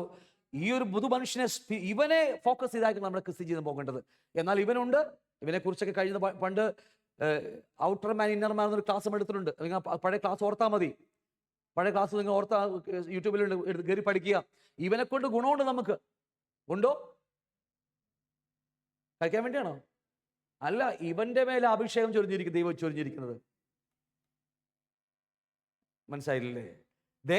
ഈ മണ്ണാങ്കട്ടയുടെ മേൽ, ഈ ആദത്തിന്റെ മേൽ, ആദത്തിന്റെ പുത്രന്റെ മേൽ, ഇവന്റെ മേൽ അഭിഷേകമുള്ളത്.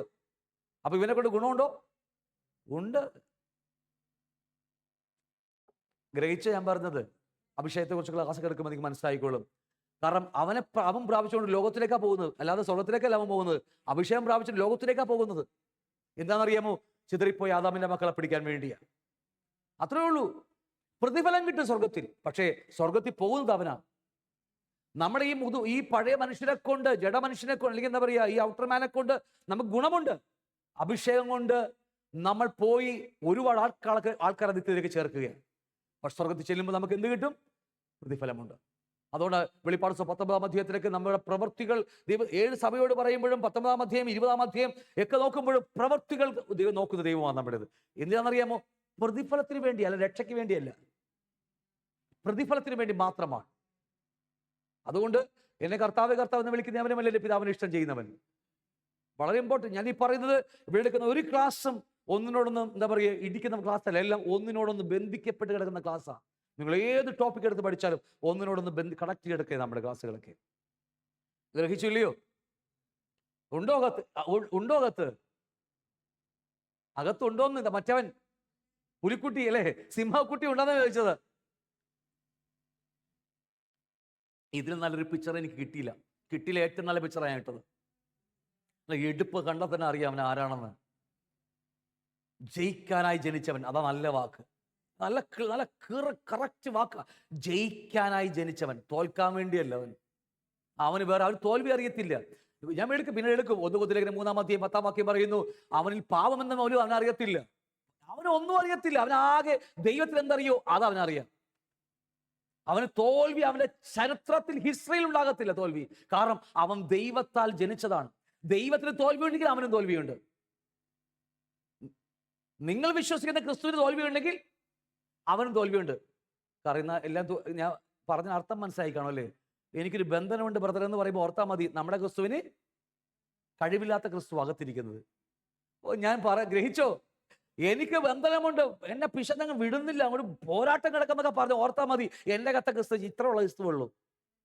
പക്ഷെ വീണ്ടും ജനിച്ചു കാണും. പക്ഷെ എന്താണെന്നറിയാമോ? നമ്മുടെ അകത്ത് ക്രിസ്തു ആരെന്ന് അറിഞ്ഞാൽ അവനാണെന്ന് ഇവനറിയും. ഇവനാണെന്ന് നമുക്ക് അപ്പം അറിയാൻ കഴിയും. ഇത്രയെങ്കിലും ഞാൻ പറഞ്ഞതിൽ ശരിയാപത്തില്ല, അതുകൊണ്ടാണ് ഇത്രയെങ്കിലും കൂട്ടി പറഞ്ഞത്. ഹല്ലേലൂയ.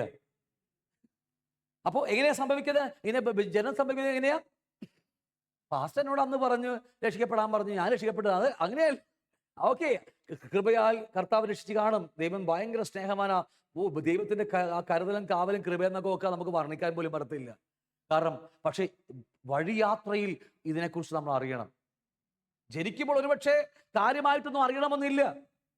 കർത്താവ് യേശുവിന്റെ കർത്താവാകുന്നു അന്നേരം കൊണ്ട് ഏറ്റു പറയും, പിതാവായ ദൈവം മരിച്ചവരുടെ നിന്ന് ഉയർത്തെഴുന്നേൽപ്പിച്ച ഹൃദയത്തിൽ വിശ്വസിക്കുകയും ചെയ്താൽ രക്ഷിക്കപ്പെടും. അത്ര മതി. അത് കൃപ മാത്രമാണ്. കൃപ. പിന്നീട് അല്പം എടുക്കും. പക്ഷേ ഇതുകൊണ്ട് അങ്ങ് ഒതുങ്ങരുത്. ഈ ആയുസ്സിൽ അവന്റെ രാജ്യവും നീതിയും എങ്ങനെയാണ് ഇവൻ ജനിച്ചത്, എങ്ങനെയാണ് വളരേണ്ടത്, അതേക്കുറിച്ച് അറിയണം. ഉത്തരവാദിത്തം നമുക്ക് എല്ലാവർക്കും ഉണ്ട്. അതുകൊണ്ട് അവന്റെ രാജ്യവും നീതിയും ആദ്യം, ഒരു ഉരുള ചോറ് വായിൽ വെക്കുന്നതിന് മുമ്പ് ആദ്യം അവന് വേണ്ട അന്വേഷിക്കാൻ പറയുന്നത്. എല്ലാം പഠിച്ചിട്ടല്ല ഇവൻ ജനിക്കുന്നത്, ജനിപ്പിച്ചിട്ട് പഠിപ്പിക്കുക ദൈവം നമ്മളെ. ക്ലിയർ ആണോ? അതിനുവേണ്ടിയാണ് നമ്മളിപ്പോൾ സഭയിലാക്കി വെച്ചിരിക്കുന്നത്. ഈ ശരീരത്തിനൊക്കത്ത് നമ്മൾ ഇവനെ ഇത് പഠിക്കാൻ വേണ്ടിയാണ്. ഒരുപാട് ഇവന് ആവശ്യങ്ങൾ ഇഷ്ടം പോലെയുണ്ട്. നമുക്ക് പതിയെ ചിന്തിക്കാം നമുക്ക്. അപ്പോൾ ഒരു സ്ത്രീയുടെ അണ്ഡവും പുരുഷന്റെ ബീജവും തമ്മിൽ ചേർന്ന് ഒരു മനുഷ്യക്കുഞ്ഞുണ്ടാകുന്നത് പോലെ പരിശുദ്ധാത്മാവും അവന്റെ വചനവും തമ്മിൽ ചേരുമ്പോൾ, എൻ്റെ അകത്ത് വന്ന് ചേരുമ്പോൾ ഉണ്ടാകുന്ന ഒരു പുതിയ ജനനത്തിന്റെ പേരാണ് സ്പിരിച്വൽ ബർത്ത്, പുതുജനനം അല്ലേ? രക്ഷിക്കപ്പെടുക, വീണ്ടും ജനിക്കുക എന്നൊക്കെ പറയുന്ന പല വ്യത്യസ്തമായ വാക്കുകൾ. നമുക്ക് വേഗത്തിൽ വാക്കുകൾ മുന്നോട്ട് കടന്നു പോകാം. ഗ്രഹിച്ചോ? അകത്ത് ഇങ്ങനെ ഉണ്ടാ ഇതിങ്ങനെ ഞാൻ മറ്റേ ഇതല്ല ഞാൻ പറയുന്നത്, ഇതിങ്ങനെ അടിച്ചുകൊണ്ടിരിക്കുക അതല്ല. അകത്തൊരു ചലനമുണ്ട് ആത്മാവിൽ. പിതാവിന്റെ സ്വരം കേൾക്കുമ്പോൾ ദൈവം പറയാ, ഇപ്പൊ രാജീവ് വീട്ടിൽ ചെല്ലുമ്പോൾ വണ്ടിയുടെ സൗണ്ട് കേട്ടാൽ മതി, 3 കൂടി ഈ ചേട്ടൻ നാടി പോലത്തെ 3 കൂടി ഓടി വരും. എന്താണെന്നറിയാമോ? എന്തിനാ ഓടി വരുന്നത്? അപ്പന്റെ വണ്ടിയുടെ സ്വരമാണ്. ഇല്ലേ? അത് തന്നെ അപ്പന്റെ വചനം കേൾക്കുമ്പോൾ എൻ്റെ അകത്ത് ആ തുടിപ്പുണ്ടെങ്കിൽ ഓർത്താൽ മതി, വേറെ ഹോസ്പിറ്റലിൽ ഒന്നും പോകേണ്ട ആവശ്യമില്ല. ഇല്ലെങ്കിൽ ഹോസ്പിറ്റലിൽ പോകണം, ഇല്ലെങ്കിൽ പോയേ മതിയാകും. അതാണ് ഡെലിവറൻസ് എന്ന് പറയുന്നത്, സെക്ഷൻ എന്ന് പറയുന്നത് അല്ലേ? കാരണം ഇവന് പുറത്തു വരാൻ കഴിയാതിരിക്കുന്ന എന്തെങ്കിലും തടസ്സമുണ്ടെങ്കിൽ, കൊളസ്ട്രോളോ ഇതൊക്കെ ഉണ്ടെങ്കിൽ അതിനെ കട്ട് ചെയ്ത് മാറ്റിയിട്ട് അവനെ ജീവിക്കാൻ അനുവദിക്കുക എന്നുള്ളതാണ്. അവിടെയാണ് ലോകമോഹങ്ങൾ, ജഡയിച്ചകളും അല്ലേ, ഈ ലോകത്തിന്റെ സ്വപ്നങ്ങളും ആശകളും മോഹങ്ങളൊക്കെയാ നമ്മളെ അവന് പുറത്തു വരാൻ കഴിയാതെ വേണം തടഞ്ഞു വെച്ചിരിക്കുന്നത്. അവനെ വെട്ടിമാറ്റി അവന് ജീവിക്കാൻ അനുവദിക്കുക. അതാണ് ക്രിസ്ത്യ ജീവിതം എന്ന് പറയുന്നത്. 1 പത്രോസ് ലേഖനം 1-ാം അധ്യായം 23-ാം വാക്യം വായിച്ചോ. 1 പത്രോസ് 1:23. കെടുന്ന ബീജത്താലല്ല. അപ്പൊ ഏതാ കെടുന്ന ബീജം? ഫിസിക്കൽ ബർത്ത്, പുറമെയുള്ള ജനനത്തെക്കുറിച്ച് പഠിച്ച ഓർമ്മയുണ്ടോ? അതിന് ആഴമായിട്ടൊന്നും ആവശ്യമില്ല നമുക്ക്. ആ കെടുന്ന ബീജത്താലല്ല, കെടാത്തതിനാൽ ജീവനുള്ളതും നിലനിൽക്കുന്നതുമായ ദൈവവചനത്താൽ തന്നെ നിങ്ങൾ വീണ്ടും ജനിപ്പിച്ചിരിക്കുന്നു. നിങ്ങൾ വീണ്ടും ജനിച്ചിരിക്കുന്നു. നമ്മൾ എവിടെയാണ് ജനിച്ചിരിക്കുന്നത്? അത് പഠിക്കുക അല്പമായിട്ട്. നമ്മുടെ അകത്ത് ഒരു പുതു മനുഷ്യൻ ജനിച്ചിരിക്കുകയാ. ഒരു കുഞ്ഞു ഭൂമിയിൽ ജനിക്കുമ്പോൾ എങ്ങനെയാണ് ജനിക്കുന്നത്, അതുപോലെ തന്നെ ഒരു മനുഷ്യന്റെ എല്ലാ പ്രകൃതമുള്ളത് പോലെ തന്നെ, ഒരു കുഞ്ഞ് ജനിക്കുന്ന പോലെ തന്നെ എൻ്റെ അകത്തും ദൈവത്തിന്റെ പ്രകൃതമുള്ള ഒരു മനുഷ്യൻ, ഒരു പുതുമനുഷ്യൻ ഇതിനകത്തുണ്ട്. മനസ്സിലായോ? അപ്പൊ കെടുന്ന ബീജമല്ല ഇത്, കെടാത്തതിനാൽ ജീവനുള്ളതും നിലനിൽക്കുന്നതുമായിട്ട് ഇവിടെ കൊണ്ട് അസ്തമിക്കുന്ന, ഏറിയ 70 വർഷം കൊണ്ട് അസ്തമിക്കുന്ന ബീജമല്ല ഇത്. ഇത് നിത്യമായുള്ള സ്വർഗീയമായ വചനം കൊണ്ട് നമ്മളെ വീണ്ടും ജനിപ്പിച്ചിരിക്കുക. കാരണം ആകാശം ഭൂമിയിൽ മാറിപ്പോയാലും അവന്റെ വചനത്തിന് മാറ്റമില്ല. നശിക്കാത്ത ഈ പ്രപഞ്ചത്തിൽ ഒന്നേ ഉള്ളെങ്കിൽ വചനത്തിന് മാത്രമേ ഉള്ളൂ. നമ്മളിന്ന് അറിയത്തില്ല. ഞാൻ ഇന്ന് സംസാരിക്കുന്നു, നിങ്ങൾ കേൾക്കുന്നു, വായിക്കുന്നതുമായ വചനം ഒരു ദിവസം നിങ്ങളുടെ മുമ്പിൽ എഴുന്നേറ്റ് നിൽക്കും. ഞാൻ തമാശ പറഞ്ഞതല്ല. പല വ്യത്യസ്തമായ ന്യായവിധികളുണ്ട്. ഭീമ എന്ന് പറയുന്ന പ്രതിഫലത്തുള്ള ന്യായവിധിയൊക്കെ ഉണ്ട്. നമുക്ക് ഈ കേട്ടത് അനുസരിക്കാൻ കഴിയാതെ വണ്ണം വീണ്ടും ജഡത്തിൽ പോകുമ്പോൾ ഇതേ വചനങ്ങൾ ഒരു ദിവസം നിങ്ങളുടെ മുമ്പിൽ എഴുതി സംസാരിക്കും. എന്തുമാകട്ടെ, ഞാൻ വിട്ടുപോകുന്നത്. അപ്പോൾ അതുകൊണ്ട് കെടുന്ന ബീജത്താലല്ല, കെടാത്തതിനാൽ ജീവനുള്ള നിലനിൽക്കുന്നതുമായ ദൈവജനത്താൽ തന്നെ നിങ്ങൾ വീണ്ടും ജനിച്ചിരിക്കുന്നു. അത്ര പ്രാധാന്യം ഒന്ന് ആലോചിച്ച് നോക്കിയേ, അല്ലെ? ഒരു മനുഷ്യന്റെ കെടുന്ന ബീജത്താലല്ല ഇത് നശിക്കാത്ത നിത്യമായ വചനം കൊണ്ട്. വചനത്തെക്കുറിച്ച് അറിയണമെങ്കിൽ നമുക്ക് ഇതിന്റെ പ്രാധാന്യം അറിയണമെങ്കിൽ വചനം എന്നാണെന്ന് അറിയണം. അതിനെക്കുറിച്ച് പറയാൻ പോയാൽ 60 മണിക്കൂറോളം ക്ലാസ് വേറെ പോകേണ്ടി വരും എനിക്ക്. നേരെ ഉണ്ട് എല്ലാവരും. പണ്ട് ഇസ്ലാമൊക്കെ ഒരു തെറ്റ് പറ്റിപ്പോയി അവർക്ക്. മന്ന ഞാൻ പറയാം, ബൈബിളിലേക്ക് വചനത്തെക്കുറിച്ച് മാത്രം ക്ലാസ് എടുക്കാൻ പോയാൽ 19 മണിക്കൂർ വരും. അതുകൊണ്ടാണ് പറഞ്ഞത്, ഒറ്റ വാക്കി പറഞ്ഞു വിടുകയാണ്. മരുഭൂമിയിൽ വെച്ച് മന്ന പൊഴിച്ചു കൊടുത്തപ്പോൾ അവർക്ക് തേൻ പുരട്ടിയ ദോശ പോലെയൊക്കെ ആദ്യം തോന്നിയോ? ഞാൻ വചനമൊക്കെ എപ്പോഴും ഏതെങ്കിലും ക്ലാസ്സിൽ എപ്പോഴെങ്കിലും എടുത്തോളാം, സമയം കിട്ടിയ കർത്താവ് അനുവദിച്ചാൽ. തേൻ പുരട്ടിയ ദോശ പോലെയൊക്കെ നല്ല ക്രിസ്പി ആയിട്ടുള്ള, അല്ലെ, വായിൽ വെച്ചാൽ നല്ല ദോശയാ. പക്ഷെ കുറച്ച് ദിവസം കഴിഞ്ഞപ്പോണ്ടില്ല, അതെന്താ എണ്ണ തേച്ച ദോശ പോലെയൊക്കെ തോന്നി. എണ്ണ, ഞാൻ എൻ്റെ വാക്കല്ല, എൻ്റെ കയ്യിൽ നിട്ടതല്ല, മുഴുവൻ ഞാൻ പറയുന്നത് മുഴുവൻ വാക്കുകൾ ബൈബിളിലെ വാക്കാ. എണ്ണ തേച്ച ദോശ പോലെ ആയിപ്പോയി. ഏതാ? മറ്റേ എന്താ പറയാ, തേൻ പുരട്ടി ദോശയാണെന്ന് അവർക്ക് മന്ന ആദ്യം പൊഴിച്ചു കൊടുക്കുമ്പോൾ അത് നല്ല എന്താ പറയുക, നമ്മുടെ ഭാഷയിൽ പറഞ്ഞ എന്താ പറയുക, മിൽമേട നെയ്യ് പുരട്ടിയ ദോശ പോലെയായിരുന്നു. പക്ഷെ കുറച്ച് ദിവസം കഴിഞ്ഞ് പോയപ്പോഴാണ് അറിയാമോ, എണ്ണ വേട്ട ദോശ പോലെ എന്നൊക്കെ പറഞ്ഞു കളഞ്ഞ്. എന്നാലും തന്നേക്കെന്ന് പറഞ്ഞ് തിന്ന് കുറച്ച് കഴിഞ്ഞപ്പോഴുണ്ടല്ലോ ഒരു വാക്ക് പറയുന്നുണ്ട്, വല്ലാത്തൊരു വാക്കാ. എപ്പോഴെങ്കിലും സമയം കിട്ടുക നിങ്ങൾ വായിച്ചോ. ഇത് നിസ്സാരമായ ഈ ഭക്ഷണം ഞങ്ങൾക്ക് എന്തിനാ? നിസ്സാരമായ ഭക്ഷണം. ഞാൻ ഈ വാക്ക് എൻ്റെ കയ്യിലുള്ള വാക്കല്ല, മലയാളം ബൈബിള്, എൻ്റെ കയ്യിക്കുന്ന ബൈബിളിൽ എഴുതിയ വാക്കാ, നിസ്സാര ഭക്ഷണം. ഇത് ഏതിനെ കുറിച്ചാണ് പറയുന്നത് അറിയാമോ? വചനത്തെക്കുറിച്ച്. മന്ന ശക്തിമാന്മാരുടെ ഭക്ഷണം, സ്വർഗീയ ഭക്ഷണം. ആ ഭക്ഷണത്തെക്കുറിച്ച് ഞാൻ പറഞ്ഞു വരികയാണ്. നിലനിൽക്കുന്ന ഭക്ഷണത്തെക്കുറിച്ച് പറഞ്ഞു വരികയാണ്. ഞാൻ പറഞ്ഞ അർത്ഥം മനസ്സിലാവുന്നുണ്ടോ? അപ്പോൾ ഇതിൻ്റെ പ്രാധാന്യം അറിയണമെങ്കിൽ അതറിയണം ആദ്യം. അതറിയാൻ നമുക്ക് ഇന്ന് സമയമില്ല, പഠിക്കാൻ നേരവും ഇല്ല. നമുക്ക് അതിനുമുമ്പ് കർത്താവ് വരും, നമുക്ക് ഇതൊക്കെ പഠിച്ചു വരും. അപ്പോൾ അതുകൊണ്ട് കെടുന്ന ബീജത്താലല്ല, ജീവനുള്ള നിലനിൽക്കുന്നതുമായ വചനത്താൽ തന്നെ നിങ്ങൾ വീണ്ടും ജനിച്ചിരിക്കെങ്കിൽ ഇനി ബൈബിൾ പഠിക്കുമ്പോൾ വചനത്തിന്റെ പ്രാധാന്യം നിങ്ങൾ അത്രമാത്രം നിങ്ങൾ അറിയണം. എങ്കിലേ നിങ്ങൾ അകത്ത് ജനിച്ച പുതുമനുഷ്യന്റെ ശക്തി നിങ്ങൾ അറിയത്തുള്ളൂ. അത് അല്ലേലും വയ്യ എന്ന് പറഞ്ഞാൽ ഹല്ലേലൂയാണുള്ളത്. ഞാൻ പറഞ്ഞ് മനസ്സിലാവുന്നുണ്ടോ? നമ്മളെല്ലാ ദിവസം ബൈബിൾ 5 അധ്യായം വായിക്കുന്നവരാ. ഇത് വായിക്കുമ്പോൾ ആ വചനം എന്താണെന്ന് തിരിച്ചറിയുമ്പോഴാ എൻ്റെ അകത്ത് വീണ്ടും ജനിക്കപ്പെട്ടവരുടെ ശക്തി മനസ്സിലാക്കാൻ കഴിയത്തുള്ളൂ. എനിക്ക് അതിലേക്ക് പോകാൻ പറ്റത്തില്ല. കാരണം ഇത് തന്നെ ഇനി വർഷങ്ങൾ പഠിക്കാൻ കിടക്കുക ബാക്കി. ഗ്രഹിച്ചോ? 5 അധ്യായം വായിക്കുമ്പോൾ നിങ്ങളുടെ ദൈവം, ഞാൻ പറയുന്നത് വ്യക്തിപരം പറയാം, നിങ്ങളുടെ ഓരോരുത്തരുടെ പിതാവിന്റെ വചനത്തെക്കുറിച്ച് അറിഞ്ഞോ നിങ്ങൾ എത്രമാത്രം ദൈവം ഇടപെടുന്നത്.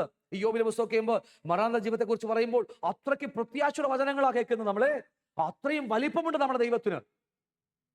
ഉൽപ്പത്തി 3:15 സ്ത്രീയുടെ സന്തതി സർപ്പത്തെ തലയെ തകർക്കുമെന്ന് പറഞ്ഞ അതേ വാക്കുകൾ ഈ ഭൂമിയിൽ സംഭവിച്ചു തീർന്നു. ആ ദൈവമാണ് നമ്മുടെ ദൈവം. അതേ ദൈവത്തിന്റെ വചനത്താല ഞാനും നിങ്ങളും വീണ്ടും ജനിച്ചിരിക്കുന്നത്. വാക്ക് പറഞ്ഞിട്ട് ഒഴിഞ്ഞുപോണ പിതാവല്ല നമ്മുടെ പിതാവ്. നമ്മുടെ വാക്കും പഴയ ചാക്കും. എൻ്റെ അമ്മയൊക്കെ പറയാറുണ്ട്, നമ്മുടെ വാക്കും എല്ലാ ദിവസവും നമ്മൾ ഉടമ്പടിയൊക്കെ എടുത്തു പോകും, പക്ഷെ തങ്ങി നടക്കത്തൊന്നുമില്ല. നമ്മൾ പഴയ ചാക്ക് പോലെ നമ്മുടെയൊക്കെ ജീവിതം. ഹല്ലേലൂയ. ഇതല്ല, പറഞ്ഞാൽ കൃത്യമായി ചെയ്യുന്ന ദൈവം. ചെയ്യാൻ വേണ്ടി എഴുതി വെച്ച് ബൈബിൾ എന്തിനാ എഴുതി വെച്ചിരിക്കുന്നത്? അത് ചോദിക്കട്ടെ. എന്തിനാ ബൈബിൾ ദൈവം? ഇപ്പോഴല്ല, പണ്ട് പഠിച്ചിട്ടുണ്ട്. യെശയ്യാവ് 40-ാം അധ്യായം അതിൻ്റെ 4-ാം വാക്യത്തിലും സഭാപ്രസംഗി 7, 2, 3, 4, 5 വാക്യത്തിലേക്ക് എന്തിനാ ദൈവവചനം ആദിയിൽ തന്നെ അവസാനം പൂർത്തിയാക്കിയ ദൈവം. വായിച്ച ഓർമ്മയുടെ പണ്ട് പഠിച്ചിട്ടുണ്ട് അതിനെക്കുറിച്ചൊക്കെ. ഇത് ഒന്നും പുതിയ പഠനമൊന്നുമല്ല, നമ്മൾ പണ്ട് പഠിച്ചിട്ടുണ്ട്. എന്താ ദൈവം ലോകം ഉണ്ടാകുന്നതിന് മുമ്പ് തന്നെ ഈ വചനങ്ങൾക്ക് എഴുതി വെച്ചത്? എന്തിനാ എഴുതി വെച്ചിരിക്കുന്നത്? ലോകമുണ്ട്, ദൈവം ഈ പ്രപഞ്ചത്തിൽ ഏകനായിരിക്കുമ്പോൾ, നിങ്ങൾ നിത്യത മുതൽ നിത്യത വരെ ക്ലാസ് നമ്മുടെ കേട്ടാൽ മതി. ഈ പ്രപഞ്ചം ശൂന്യമായിരിക്കുമ്പോൾ, ഭൂമിയിലെ ചന്ദ്രനില്ല, നക്ഷത്രങ്ങളില്ല, ദൂതന്മാരാരുമില്ല, ദൈവം ഏകനായിരിക്കും. ദൈവം അന്ന് തൻ്റെ വചനം ആദ്യം എഴുതി വെക്കുമ്പോൾ എന്തിനാണ് ദൈവം ആ വചനം എഴുതി വെച്ചത്? ചെയ്യാൻ വേണ്ടിയല്ലേ? പറഞ്ഞ മനസ്സിലായില്ലേ? ഈ ബൈബിളിലെ വചനം എന്തിനാ എഴുതി വെച്ചത്? നടപ്പിലാക്കാൻ വേണ്ടിയല്ലേ? ഞാൻ പറഞ്ഞ ആ അർത്ഥം നിങ്ങൾ എൻ്റെ മനസ്സോട് ചേർന്ന് എടുക്കുക. നിങ്ങൾ എന്തിനാ ഇത് എഴുതി വെച്ചിരിക്കുന്നത്? നിവർത്തിക്കാം, നല്ല വാക്ക്, കറക്റ്റ് വാക്ക്, നിവർത്തിക്കാൻ വേണ്ടിയല്ലേ? അങ്ങനെ തന്നെയല്ലേ? എങ്കിൽ അതേ വചനം നമ്മുടെ അകത്ത് നിവൃത്തിയാവണ്ടേ? ഈ വാക്ക് ഇതാ, ഇത്രയേ ഉള്ളൂ, സിമ്പിൾ കാര്യമുള്ള ഒരു വട്ടച്ചിറ്റൊന്നും പോകേണ്ട ആവശ്യമില്ല. വചനം നമ്മുടെ അകത്ത് നിവർത്തിയാകാൻ വേണ്ടിയാ. നമ്മുടെ വീണ്ടും ജനിക്കപ്പെട്ടവൻ അവൻ ജീവിക്കുക, യേശു ജീവിച്ചതുപോലെ ജീവിച്ചു കാണിക്കാൻ വേണ്ടിയാ. പറ്റില്ല എന്നൊക്കെ പലതും പറയും, പക്ഷെ അങ്ങനെ ബൈബിൾ പഠിപ്പിക്കുന്നില്ല. പണ്ട് എപ്പോഴും പറയുന്ന കാര്യമാ, ഹനുമാൻ ഇവിടുന്ന് ലങ്കയിലേക്ക് ചാടി. പേരും മറന്നുപോയില്ല, ആജ്ഞേയന്റെ ശിഷ്യന്മാരെന്ന് ഇഷ്ടംപോലെ ലോകത്തിലുണ്ട്. ഞാനും പണ്ടൊക്കെ ആ കൂട്ടത്തിലുള്ള ആളാണ്. ആജ്ഞേയന്റെ ശിഷ്യന്മാർ, ഈ നേരെങ്കിലും ശിഷ്യന്മാർ അതുപോലെ ചാടിയിട്ടുണ്ട് ഇവിടുന്ന്? ഇല്ല. പക്ഷെ യേശു കർത്താവ് നമ്മെ വിളിച്ചത് ഫോളോ മീ, അല്ലെങ്കിൽ എന്നെ അനുഗമിക്കാന്ന് പറയുമ്പോൾ അവൻ ചെയ്തത് അതുപോലെ ചെയ്യാൻ വേണ്ടിയാണ് വിളിച്ചിരിക്കുന്നത്. അല്ലാതെ അവൻ ചാടിയെന്ന് നിങ്ങൾക്ക് ചാടാൻ പറ്റില്ല എന്ന് പറഞ്ഞ് ഒതുങ്ങാൻ വേണ്ടിയല്ല. അത് അവർക്ക് പറ്റും. നമ്മുടെ കർത്താവ് ജീവിച്ച് തെളിയിച്ചത് പറഞ്ഞ ഫോളോ മീ എന്ന് പറഞ്ഞെങ്കിൽ അത് അങ്ങനെ തന്നെയാണ്. പറ്റില്ലെങ്കിൽ നമ്മൾ പറ്റില്ലെന്ന് പറയാനുള്ള മനസ്സ് വേണം. കർത്താവ് എന്നെ കൊണ്ട് പറ്റില്ല, കഴിയുമാറാകുന്ന ഒന്ന് നമ്മുടെ അകത്ത് ജനിച്ചിട്ടുണ്ട്. അവനെ ഒന്ന് വിട്ടുകൊടുത്താൽ പരിപാടി തീരും. അവന് ഈ വചനമൊക്കെ അനുസരിക്കാൻ പറ്റും. നമ്മളെ കൊണ്ട് ഔട്ടർമാനെ കൊണ്ട് പറ്റത്തില്ല, പക്ഷെ ഇവനെ കൊണ്ട് സാധിക്കും. അത് സാധിക്കുമോ? എനിക്ക് മനസ്സിലായോ ഞാൻ പറഞ്ഞത്? ഇതൊന്ന് ഗ്രഹിച്ചു കിട്ടിയാൽ ക്രിസ്ത്യൻ ജീവിതം നല്ല സന്തോഷമായി നമുക്ക് പോകാൻ പറ്റും. അടുത്ത വാക്യം യോഹന്നാൻ 6:63. ജീവിപ്പിക്കുന്ന ആത്മാവാകുന്നു, മാംസം ഒന്നിന് ഉപകരിക്കുന്നില്ല. ഫ്ലഷ് പ്രോഫിറ്റ് നടത്തിയിരുന്ന ഇംഗ്ലീഷ് ബൈബിൾ കിടക്കുന്നത്. ഞാൻ നിങ്ങളോട് സംസാരിച്ച വചനങ്ങൾ ആത്മാവും ജീവനുമാകുന്നു. ഹല്ലേലൂയ. അപ്പൊ ഈ നമ്മുടെ കയ്യിൽ ഇരിക്കുന്ന ആ ബൈബിളിനകത്ത്, വചനത്തിനകത്ത് എന്താ കിടക്കുന്നത്? ദൈവത്തിന്റെ ആത്മാവും ദൈവജീവനും. വചനമാണല്ലോ അല്ലേ? ദൈവജീവനം കിടക്കുകയാ. നമ്മൾ ബൈബിൾ വായിക്കുമ്പോൾ നമുക്ക് കിട്ടുന്നുണ്ടോ? കിട്ടണം. കാരണം ബൈബിൾ വായിക്കുമ്പോൾ അകത്തെ മനുഷ്യൻ തുടിക്കണം, അവന്റെ ജീവൻ തുടിപ്പ് കാണണം. ഇപ്പൊ ഇവിടെ ടക്ക് ടക്കെന്ന് ഇടിയുണ്ട്, നമുക്കറിയാം, ടക്ക് ഇടി. ആ ജീവനുള്ളത് കൊണ്ടാ. നമ്മുടെ ബയോസ് എന്ന് പറഞ്ഞ ശരീരത്തിലെ രക്തത്തിലുള്ള ജീവനുള്ളത് കൊണ്ടാണ് ഇടിച്ചുകൊണ്ടിരിക്കുന്നത്, പമ്പ് ചെയ്യുന്നത്. അതേ തുടിപ്പ് വചനം വായിക്കുമ്പോൾ അതിനകത്ത് എന്തുണ്ട്? ആത്മാവുമുണ്ട്, സ്വയേ എന്ന് പറയുന്ന ദൈവജീവനമുണ്ട്. അത് വായിക്കുമ്പോൾ തുടിപ്പ് വേണ്ടേ? കുറച്ച് കഴിയുമ്പോൾ നമ്മളിവിടെ പൊറോട്ട ചിക്കനും കൊടുക്കുമെന്ന് വിചാരിച്ചോ? എക്സാമ്പിൾ പറയാ, പൊറോട്ട ചിക്കനും കൊടുക്കുമ്പോൾ ഒരു തുടിപ്പുണ്ടാകില്ലേ നമുക്ക്? അത് തന്നെയാ നിലനിൽക്കുന്ന വചനം കേൾക്കുമ്പോൾ, ഭക്ഷണം കേൾക്കുമ്പോൾ ഒരു തുടിപ്പകത്തുണ്ടാകണം. ഇത്ര മനസ്സിലായി. ഇനി അതിനപ്പുറത്തേക്ക് പോകേണ്ട ആവശ്യം. അതുകൊണ്ട് ജീവിപ്പിക്കുന്ന ആത്മാവാകുന്നു, മാംസം ഒന്നിനും ഉപകരിക്കുന്നില്ല. ഞാൻ നിങ്ങളോട് സംസാരിച്ച വചനങ്ങൾ ആത്മാവും ജീവനുമാകുന്നു. അപ്പോൾ ഈ പരിശുദ്ധാത്മാവും വചനവും ഇത് രണ്ടും തമ്മിൽ ചേരുമ്പോൾ നമ്മുടെ അകത്ത് ഒരു പുതുജനനം സംഭവിക്കുക. യാക്കോബിന്റെ ലേഖനം 1:18. യാക്കോബിന്റെ ലേഖനം 1:18 വാക്യം പറയുന്നു, നാം അവന്റെ സൃഷ്ടികളിൽ ഒരുവിധം ആദ്യഫലമാകേണ്ടതിന് അവൻ തന്റെ ഇഷ്ടം ഹേതുവായിട്ട് സത്യത്തിന്റെ വചനത്താൽ നമ്മെ, സത്യത്തിന്റെ വചനം എന്താ? ബൈബിൾ, ദൈവത്തിന്റെ വചനം അല്ലേ? വചനത്താൽ നമ്മെ ജനിപ്പിച്ചിരിക്കുന്നു, വീണ്ടും ജനിപ്പിച്ചിരിക്കുന്നു. എങ്ങനെയാ? നാം അവന്റെ സൃഷ്ടികളിൽ ഒരുവിധം ആദ്യഫലമാകേണ്ടതിന് അവൻ തൻ്റെ ഇഷ്ടം ഹേതുവായിട്ട്. അപ്പോൾ ഈ വീണ്ടും ജനനത്തിന്റെ പിന്നിൽ എന്റെയും നിങ്ങളുടെ ഒരൊറ്റ ആഗ്രഹമില്ല. 2005 ഞാൻ രക്ഷിക്കപ്പെടുമ്പോൾ എൻ്റെ വല്ല ആഗ്രഹമുണ്ടോ? സത്യം പറഞ്ഞ എവിടെയോ ദൈവത്തിന് കൃപ തോന്നി, എന്നെ വിളിച്ചു, അല്പം ഞാൻ വിശ്വാസം എനിക്ക് നൽകി, ഞാൻ ഏറ്റു പറഞ്ഞു. അല്പമായി അർത്ഥം ചിന്തിക്കും, നമ്മൾ അതിനെക്കുറിച്ച് അല്പമായി വരുന്നുണ്ട്. ദൈവം കൃപയാൽ നമ്മളെ പൊക്കിയെടുത്തതാ, അങ്ങനെയല്ലേ? എന്നിട്ട് നമ്മൾ ലോകത്ത് ജീവിക്കാൻ വേണ്ടിയല്ല, ഇത് നമുക്ക് അകത്ത് ഒരുക്കി തന്നിട്ട് പറയാ, നീ ഇത് പ്രകാരം ജീവിച്ചാൽ നിനക്ക് എന്നെക്കുറിച്ച് അറിയുവാനും എൻ്റെ പിതാവിന്റെ ഭവനത്തിലേക്ക് വരാൻ കഴിയുമെന്നാ വചനം പഠിപ്പിക്കുന്നത്. വീണ്ടും ജനിക്കപ്പെട്ടത് കൊണ്ടും സഭ വന്നതുകൊണ്ടും ഒരു ഗുണവുമില്ല. മരണത്തിലേക്ക് പോകാൻ കഴിയും. വീണ്ടും ജനിക്കപ്പെട്ടാലും നമുക്ക് മരിക്കാൻ കഴിയും നമുക്ക്, അല്ലേ? 10 ദിവസം ഭക്ഷണം കഴിയില്ല, 10 ദിവസം അല്ലെങ്കിൽ കുറച്ച് ദിവസങ്ങൾ വചനം കൊടുക്കാതെയും പ്രാർത്ഥനയില്ലാതെയും സഭയിൽ കടന്നു വരാതെ ഇരുന്നാൽ ഈ കുഞ്ഞ് ജീവിക്കുമോ? എത്രയോ പേർ വിട്ടുപോയിട്ടുണ്ട്, എത്രയോ ആൾക്കാർ. എന്തിനാ സഭ കൂട്ടായ്മ? കൂടി വരുമ്പോൾ തലയിൽ നിന്ന് ഒഴുകി വരുന്ന ആ ജീവൻ നമ്മുടെ അവയവങ്ങൾക്ക് ഒരുമിച്ച് ഇറങ്ങി വരാൻ വേണ്ടിയാ. എന്തിനാ കർത്തമാശ നമ്മൾ നോക്കുന്നത്? ഞങ്ങളൊക്കെ ഒരു അപ്പന്റെ മക്കളാന്ന് പറയാൻ വേണ്ടിയാ. യാക്കോബിന്റെ മക്കളെന്ന് പറഞ്ഞതുപോലെ ഞങ്ങൾ ഒരുമിച്ച് ഭക്ഷിക്കുക. എന്തിനു വേണ്ടിയാ? അങ്ങോട്ട് പോകാൻ വേണ്ടി, ഒരുങ്ങുക ചെയ്യാൻ വേണ്ടിയാ. അപ്പൊ അതിന്റെ പ്രാധാന്യതകൾ എത്രമാത്രമുണ്ട്. ഓക്കെ, അപ്പൊ അതുകൊണ്ട് ജീവിപ്പിക്കുന്ന ആത്മാവാകുന്നു. ജെയിംസ് 1:18 നാം അവന്റെ സൃഷ്ടിയിൽ ഒരുവിധ ആദ്യഫലമാകേണ്ടതിന് അവൻ തന്നെ ഇഷ്ടം ഹേതുവായി സത്യവചനത്താൽ നമ്മെ വീണ്ടും ജനിപ്പിച്ചിരിക്കുന്നു. എബ്രായ 4:12 പറയുക, ദൈവത്തിന്റെ വചനം ജീവനും ചൈതന്യമുള്ളതുമായി ഇരുവായ്ത്തലയുള്ള ഏത് വാളിനേക്കാളും മൂർച്ചയേറിയതും നമ്മുടെ ദേഹിയെയും ആത്മാവിനെയും നമ്മുടെ ശരീരത്തെയും വേർപിടിക്കും വരെ തുളച്ചെല്ലുന്നതും ഹൃദയത്തിലെ ചിന്തനങ്ങളെയും ഭാവങ്ങളെയും വിവേചിക്കുന്നാവുന്നു. ഇത് വിവരിക്കാൻ സമയമില്ല നമുക്ക്, ജസ്റ്റ് ഒന്ന് ഞാൻ മാത്രം പറഞ്ഞു പോവുകയാണ്. ദൈവത്തിന്റെ വചനത്തിന് വലിയ പ്രാധാന്യമുണ്ട്. കാരണം ഞാൻ പറയുന്നത്, ഈ വചനത്തിന്റെ പ്രാധാന്യം, ശക്തി അറിയുമ്പോഴാണ് വീണ്ടും ജനിച്ചവന്റെ ബലം നമ്മൾ അറിയത്തുള്ളൂ. ഗ്രഹിച്ചോ നിങ്ങൾ? ഈ വചനത്തിന്റെ തൊട്ടുമോളി പറഞ്ഞു, അത് ജീവിപ്പിക്കുന്ന ആത്മാവാകുന്നു, അല്ലേ? താഴെ പറഞ്ഞ നിങ്ങൾ വീണ്ടും ജനിപ്പിച്ചിരിക്കുന്നു, അവനെ വചനത്താൽ വീണ്ടും ജനിപ്പിച്ചിരിക്കുന്നു. കെടുന്ന ബീജമല്ല, നിലനിൽക്കുന്നതായ ദൈവവചനത്താൽ വീണ്ടും ജനിപ്പിച്ചിരിക്കുന്നു. ഇവിടെ പറയുന്നു അവന്റെ വചനം ജീവനും ചൈതന്യമുള്ളതാണ്, ഇരുവായ്ത്തലയുള്ള ഏത് വാളിനേക്കാളും മൂർച്ചയേറിയതും. അതിന്റെ പ്രവൃത്തി എന്താണെന്നറിയാമോ? വചനത്തിന്റെ പ്രവൃത്തി എന്താ?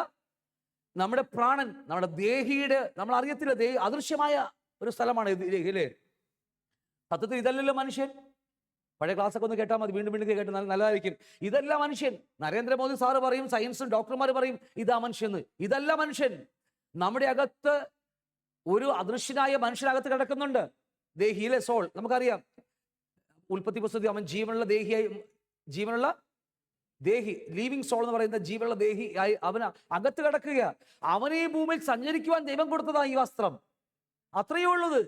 ഇത് ഊരി വെച്ചിട്ട് ഒരു ദിവസം ഞാൻ പോകും, ഇന്നും കൂടി ഇടും, പ്രാവശ്യം കൂടി കണ്ടിട്ടതാ, ഒന്നും കൂടി ഇടും.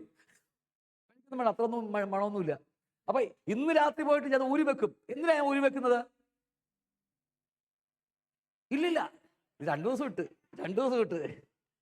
ഇട്ട് അല്ലേ? ഇന്ന് പോയി ഞാൻ ഊരി വെക്കും. ഇല്ലെങ്കിൽ നിങ്ങൾ പറയും, പാസ്റ്ററേ ഒന്ന് മാറി നോക്കാൻ പറയും, അല്ലേ? ഇങ്ങനെ കാണിച്ചു. എന്തിനാ? അത് ജീർണിച്ച് മോശമായി, അല്ലേ? ഒരു അഴുക്കായി. അത് അഴുക്കാവുമ്പോൾ മാറ്റി ഊരി വെക്കുന്നത് പോലെ ഇത് നമ്മുടെ ശരീരം, നമ്മുടെ അകത്തുള്ള സോളിന് പ്രവർത്തിക്കാൻ കഴിഞ്ഞ, ജീവിച്ച് അതിന്റെ പ്രവൃത്തി തീർത്തു കഴിഞ്ഞാൽ ഇതങ്ങ് ഊരി വെച്ചിട്ട് വീട്ടിൽ പോകണം. അത്രയേ ഉള്ളൂ. ഇതല്ല മനുഷ്യൻ. ഈ അതുകൊണ്ടാ ഈ ഭൂമിയെ കഴിഞ്ഞു പോകാനുള്ളതെന്ന് പറയുന്നത്. മനുഷ്യൻ എന്ന് പറയുന്ന അകത്ത് കിടക്കുകയാ, അദൃശ്യനാണ്, രൂപമില്ല അവന്. അത്ര ഗ്രഹിച്ചോ? ഞാൻ അതിലേക്കൊന്നും പോകുന്നില്ല. ഞാൻ പറഞ്ഞത് അവനെപ്പോലും വിവേചിക്കാൻ കഴിയും. ഏതിന്? വചനത്തിന്. ഇവിടെ പറയുക, പ്രാണനെയും എന്റെ സോൾ, പണ്ട് പഠിച്ചവരെ സോളിന് 3 ഭാഗമുണ്ട്. എന്തൊക്കെയാ 3 ഭാഗങ്ങൾ? 3 ഭാഗങ്ങൾ ഏതൊക്കെയാ? എരൂര്, കടവന്ത്ര, പിന്നെ എന്തൊക്കെയാ സോളിന് 3 ഭാഗങ്ങൾ? പരീക്ഷ ഇടണം. ആത്മാവാണ് സോളിന്റെ ആത്മാവിന് 3 ഭാഗങ്ങൾ, അല്ലേ? മനസാക്ഷി ഉണ്ട്, ആത്മാവിലെ ഫെലോഷിപ്പ്, ഇൻഡ്യൂഷൻ എന്ന് പറഞ്ഞ കാര്യം പണ്ട് പഠിച്ചിട്ടുണ്ട് നിങ്ങൾ. ഓക്കെ, സോളിന് 3 ഭാഗങ്ങൾ. എന്തൊക്കെയാ സോളിന്റെ 3 ഭാഗങ്ങൾ? വിൽ, അല്ലേ? അല്ലെങ്കിൽ ഇച്ഛ എന്ന് പറയുന്ന തീരുമാനമെടുക്കുന്ന സൈഡ്, വികാരങ്ങൾ, ഇമോഷൻസ്. അതില്ലെങ്കിൽ ഞാൻ കരിങ്കലായിരിക്കും. ഇതിങ്ങനെ ഇരിക്കും. നമ്മളെ ചിരിപ്പിച്ചാൽ ഇങ്ങനെ ഇരിക്കും. നമ്മൾ മരത്തിനോട് പോയിട്ട് ഈ സുഖമാണെന്ന് ചോദിച്ചാൽ മരം എന്ന് പറയും, സുഖമാണെന്ന് പറയുമോ? അത് ഇങ്ങനെ കരിങ്കൽ. ഒരു പാറയോട് പോയിട്ട് ചേട്ടാ സുഖമാണെന്ന് ചോദിച്ചാൽ അവൻ കരിങ്കൽ പോലെ ഇരിക്കും. കാരണം വികാരങ്ങളാണ് അവനെ അല്ലേ ഒരു മനുഷ്യനാക്കി മാറ്റുന്നത്. അത് സ്നേഹമുണ്ട്, കോപമുണ്ട്, എല്ലാ വികാരങ്ങളുണ്ട്. അത് സ്നേഹം ഒക്കെ സന്തോഷമൊക്കെ ഏർപ്പെടുന്ന കാര്യമാണ്. എന്തൊക്കെ പറഞ്ഞു? ഇച്ഛയുണ്ട്, വികാരങ്ങൾ, പിന്നെ എന്തൊക്കെ പറഞ്ഞോണ്ടല്ലോ, പറ. ഇതിനകത്ത് മനസ്സല്ലെങ്കിൽ ബുദ്ധി. ഞാൻ വിട്ട് രാജീവൊക്കെ ആ യൂട്യൂബിൽ നിന്നൊക്കെ മായച്ചു കളഞ്ഞേക്ക്, ആർക്കും വേണ്ടത്. വല്ലപ്പോഴും സമയം കിട്ടും നോക്കിക്കോ. ഞാൻ പറഞ്ഞ മാത്രമേ ഉള്ളൂ, നമ്മുടെ സോളിനെ, നമ്മുടെ പ്രാണന്റെ അകത്തേക്ക് ഇടിച്ചു കയറുന്ന ഏത് ഡോക്ടർമാർക്ക് കഴിയും? ഏത് സൈക്കോളജി കഴിയും അത്? ഇപ്പം ഒരു മെന്റൽ പ്രോബ്ലം വന്നാൽ, ഇപ്പൊ ക്രിസ്ത്യാനിസ് ബന്ധക്കോസുകാരാണെങ്കിൽ ഇപ്പൊ പോകുന്നത് സൈക്കാട്രിസ്റ്റുമാരുടെ അടുത്താ പോകുന്നത് അല്ലേ?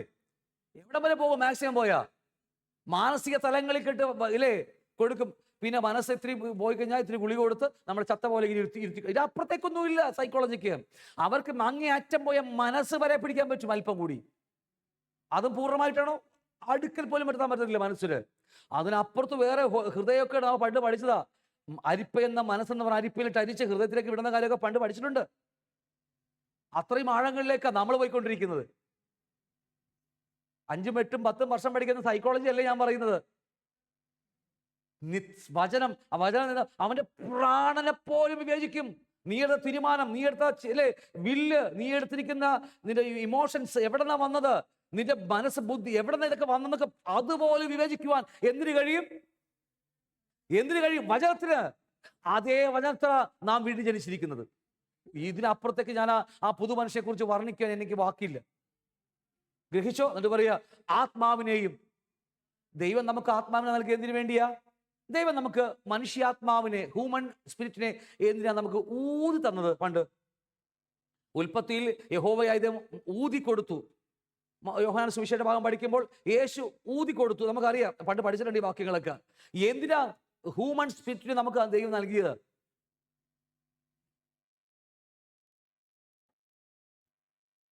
അകത്ത് ആത്മാവുണ്ടോ? എന്തിനാ ഹ്യൂമൻ സ്പിരിറ്റ്, മനുഷ്യാത്മാവിന് എന്തിനാ ദൈവം നമുക്ക് നൽകിയത്? ഒരു മനുഷ്യന് എന്തിനാ മനുഷ്യാത്മാവിന് ദൈവം നൽകിയത്? ഭൂമി ജനിക്കുമ്പോൾ ചത്ത മനുഷ്യാത്മാവായിട്ട് നമ്മൾ ജനിക്കുന്നത്. ആദം പാപം ചെയ്തപ്പോൾ ആത്മാവിന്റെ എല്ലാം ചത്തുപോയി, അല്ലെങ്കിൽ വേർപെട്ടു പോയായിട്ട് ആത്മാവാ ജനിക്കുന്നത്. പണ്ട് പഠിച്ചിട്ടുണ്ട് അതിനെക്കുറിച്ചൊക്കെ. നമ്മൾ പണ്ട് 10-27 ക്ലാസ് ഒരുമിച്ച് പഠിച്ചത് നമ്മൾ അല്ലേ. ആത്മാവിനെ എന്താ നമുക്ക് നൽകിയത്? ഈ ആത്മാവിനെ കുറിച്ചാണ് സ്വർഗത്തെക്കുറിച്ചും ദൈവത്തെക്കുറിച്ചും അല്ലേ, വേറെ എന്താ പറയാ, നമുക്കൊന്നും പറയാൻ വാക്കുകളില്ല. അവനെ അറിയുവാൻ ഈ മനുഷ്യനാകെയുള്ള ഒന്നേ ഉള്ളൂ, അവന്റെ ആത്മാവിലൂടെ. കമ്മ്യൂണിക്കേഷൻ വിത്ത് ഗോഡ് ആൻഡ് മാൻ എന്ന് പറഞ്ഞിട്ടൊരു ക്ലാസ് നമുക്കുണ്ട്. സ്വർഗത്തിരിക്കുന്ന കോടിക്കണക്കിന് കിലോമീറ്റർ അകലിരിക്കുന്ന ദൈവത്തിന് ഭൂമി കിടക്കുന്ന എൻ്റെ ഹൃദയത്തിന്റെ രഹസ്യങ്ങൾ എങ്ങനെ അറിയാം?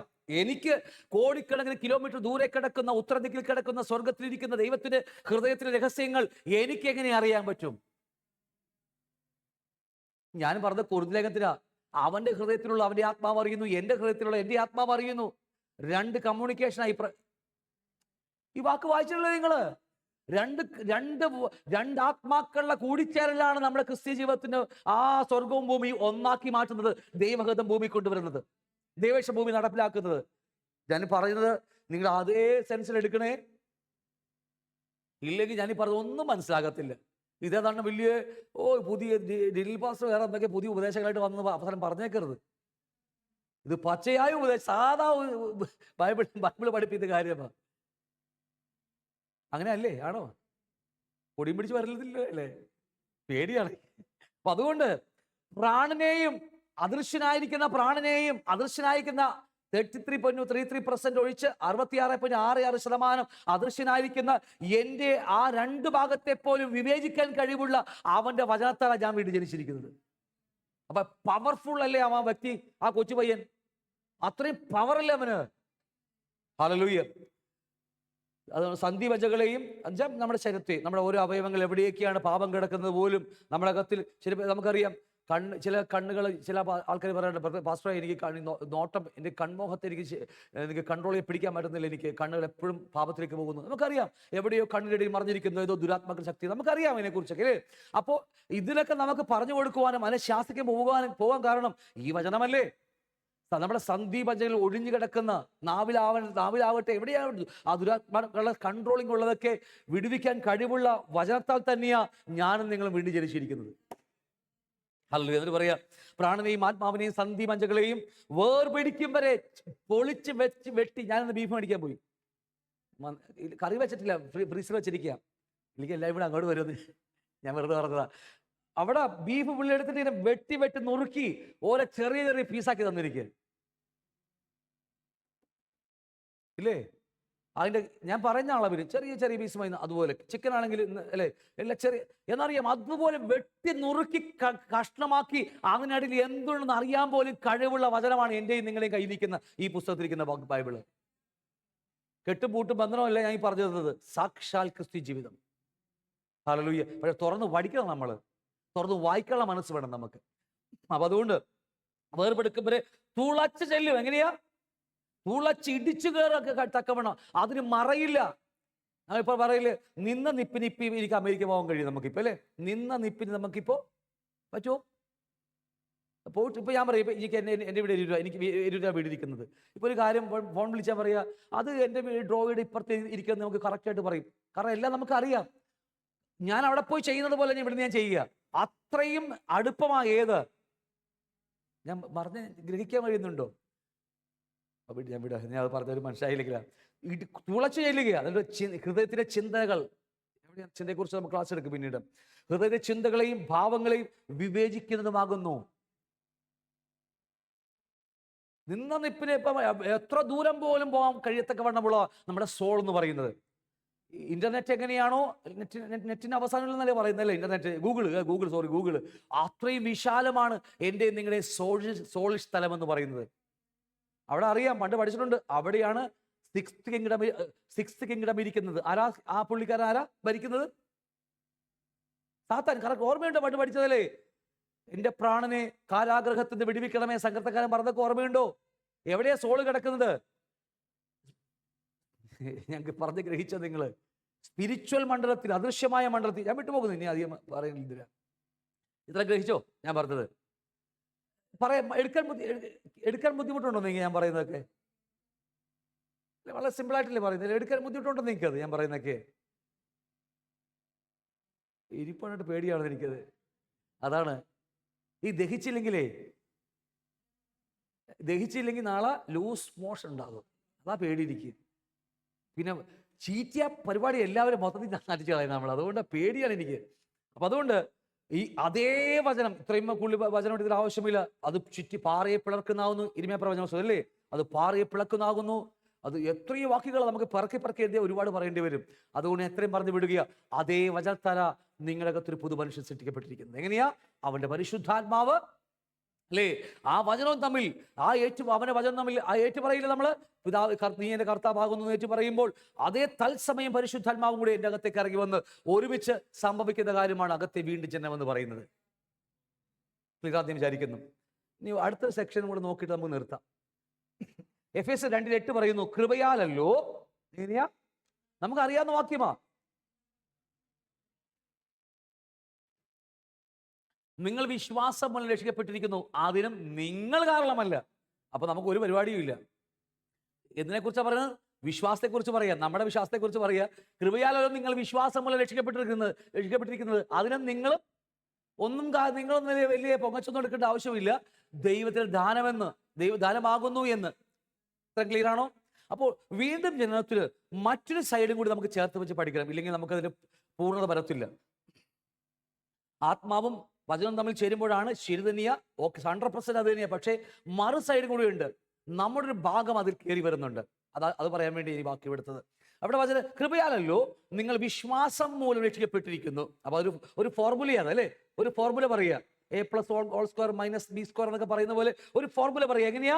കൃപയാലല്ലോ നിങ്ങൾ വിശ്വാസം മൂലം രക്ഷിക്കപ്പെട്ടിരിക്കുക. അപ്പൊ രക്ഷിക്കപ്പെടുവാൻ നമുക്ക് കൃപയാലല്ലോ നിങ്ങൾ വിശ്വാസം മൂലം എന്നൊരു എന്താ പറയുക, ഒരു ഫോർമുല പറഞ്ഞു വെച്ചിരിക്കുക. അതിന് നിങ്ങൾ കാരണമല്ല, ദൈവത്തിന്റെ ദാനമാണെന്ന് പറഞ്ഞിരിക്കുന്ന വാക്യമാണ്. ഒത്തിരി ആഴമായി ചിന്തിക്കേണ്ട വിഷയമാണ്. എന്നാലും ഞാൻ ജസ്റ്റ് പറഞ്ഞു വിടുക. ജസ്റ്റ് പടങ്ങളിലൂടെ മാത്രം പറഞ്ഞ് അവസാനിപ്പിക്കുന്നു. അപ്പൊ 2 കാര്യങ്ങളാണ്. ഒന്ന്, കൃപയാലല്ലോ, വിശ്വാസം മൂലം നമ്മൾ രക്ഷിക്കപ്പെട്ടതല്ലേ. എന്നാൽ റോമർ 10:9 വാക്യം എന്താ പറയുന്നത്? നിങ്ങൾ കർത്താവെന്ന് വാഗുകൊണ്ട് ഏറ്റു പറയുകയും, അടുത്ത വാക്യം പ്ലസ് അടുത്തെന്താ? പിതാവായ ദൈവമാനെ മരിച്ചവരുടെ ഉയർത്തെഴുന്നേൽപ്പിച്ചു എന്ന് ഹൃദയത്തിൽ വിശ്വസിക്കുകയും ചെയ്താൽ സമം രക്ഷിക്കപ്പെട്ടു. നമുക്കതിൻ്റെ ഇവിടെ ആവശ്യമില്ല, എന്നാൽ ഞാൻ വിടുക. ശരിയല്ലേ? നിങ്ങൾ പഠിക്കുമ്പോൾ നിങ്ങൾ ആ നോട്ട്സ് അത് എഴുതി വെച്ചാൽ മതി. വാഗുകൊണ്ട് കർത്താവെന്ന് ഏറ്റു പറയുകയും, മറു സൈഡിൽ എന്താ? പിതാവായ ദൈവനെ ഉയർത്തെഴുന്നേൽപ്പിച്ചുവെന്ന് ഹൃദയത്തിൽ വിശ്വസിക്കുമ്പോൾ സമം വീണ്ടും ജനിച്ചിരിക്കുന്നു. ഇതൊക്കെ ഒന്ന് തന്നെയാണ്. അതൊക്കെ പല വ്യത്യസ്തമായ ഒരുപാട്, അതൊക്കെ ആഴങ്ങളിലേക്ക് എടുത്ത് ഒരുപാട് പഠിക്കേണ്ടി വരും നമ്മളൊക്കെ. അപ്പൊ അതുകൊണ്ട് കൃപയാലല്ലോ പ്ലസ് വിശ്വാസം മൂലം സമം രക്ഷിക്കപ്പെട്ടിരിക്കുന്നു, അല്ലേ? അപ്പോ ഇവിടെ പറയുന്നു ദൈവം നമുക്ക് എന്ത് തരികയാ? കൃപ നൽകുന്നു, ആണോ? പ്ലസ് ഫെയ്ത്ത്, വിശ്വാസം എവിടെ നിന്നാണ് വരുന്നത്? നമ്മളല്ലേ വരുന്നത്. പേടിക്കണ്ട, ഞാൻ പറഞ്ഞുതരാം, കുഴപ്പമില്ല. വിശ്വാസം എവിടെ നിന്നാണ് വരുന്നത്? എൻ്റെ അകത്ത് നിന്ന് വരുന്നത്, എൻ്റെ അകത്താണ് വിശ്വാസം വരുന്നത്, അല്ലേ? അപ്പൊ ദൈവം കൃപ നൽകിയിട്ട് എൻ്റെ അകത്തുള്ള വിശ്വാസം കൂടി ചേരുമ്പോൾ എന്ത് സംഭവിക്കുന്നു? വീണ്ടും ജനനം, സാൽവേഷൻ സംഭവിക്കുന്നു, രക്ഷ സംഭവിക്കുന്നു. ക്ലിയർ ആണല്ലോ? രക്ഷ സംഭവിക്കുന്നത് കൃപയും ഞാൻ പറയുന്ന മനുഷ്യന്റെ വിശ്വാസം നമ്മൾ ചേർക്കുമ്പോൾ എന്ത് സംഭവിക്കുക? നമ്മുടെ സാൽവേഷൻ സംഭവിക്കുന്നു. എങ്കിൽ അപ്പൊ അങ്ങനെയെങ്കിലും ചോദ്യമുണ്ട്, വിശ്വാസം എൻ്റെ അകത്താണെങ്കിൽ വിശ്വാസം നഷ്ടപ്പെടുമ്പോൾ എൻ്റെ വിശ്വാസമല്ലേ എപ്പോൾ വേണമെങ്കിൽ മാറാം. ഒരു ലോട്ടറി അടിച്ചാൽ പിന്നെ നമ്മളിവിടെ വരത്തില്ലല്ലേ എൻ്റെ വിശ്വാസമാണെങ്കിൽ. എന്നിൽ നിന്നാണ് വിശ്വാസം വരുന്നതെങ്കിൽ ലോട്ടറി അടിച്ചാൽ പിന്നെ നിങ്ങളൊക്കെ കാണുമ്പോൾ ഇച്ഛിച്ചാ നമുക്ക്, അല്ലേ? ഞാൻ പിന്നെ ഈ വഴിക്ക് വരത്തില്ല, എക്സാമ്പിൾ പറഞ്ഞതാ, ഈ വഴിക്ക് വിട്ടുപോകും. അപ്പൊ നമ്മുടെ വിശ്വാസം അല്ലിത്. നമ്മുടെ മനുഷ്യന്റെ വിശ്വാസം എഴുതുമ്പോൾ അതുകൊണ്ട് കർത്താവ് ഒരു വാക്യം പറഞ്ഞില്ലേ? എന്താ വാക്യം? അതിന് നിങ്ങൾ കാരണമല്ല. ദൈവം കൃപ തരുന്നു, കൃപയോടുകൂടി വിശ്വാസം ചേരുമ്പോൾ ഞാൻ രക്ഷിക്കപ്പെടുമ്പോൾ ശ്രദ്ധിച്ചു നോക്കിയേ, അവിടെ ഈ വിശ്വാസം എൻ്റെ വിശ്വാസമല്ല, ദൈവം എനിക്ക് ദാനമായി രക്ഷിക്കപ്പെടുവാൻ നൽകുന്ന വിശ്വാസമാണ്.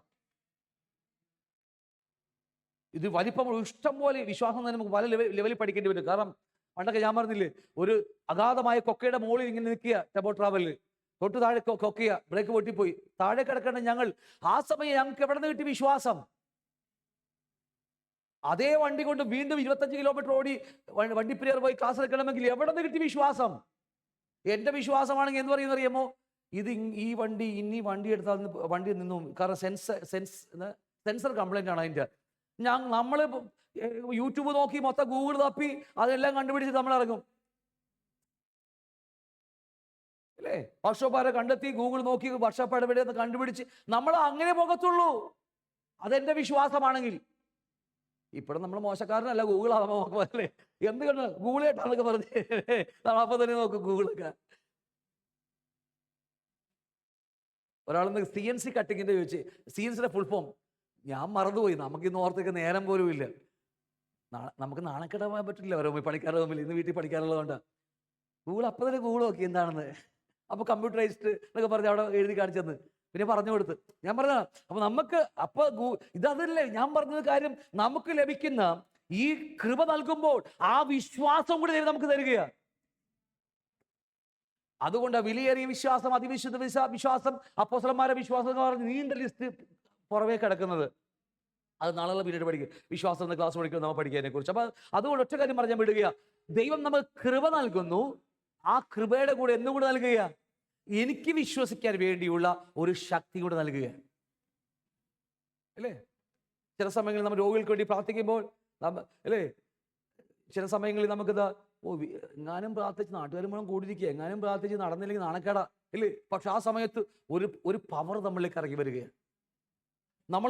നമുക്ക് അവിടെ എൻ്റെ നാണക്കേടോ എൻ്റെ ഒന്നുമല്ല, പ്രാർത്ഥിക്കുക, ശാസിക്കുക. നമ്മൾ എവിടെ നിന്ന് കിട്ടി അതൊക്കെ?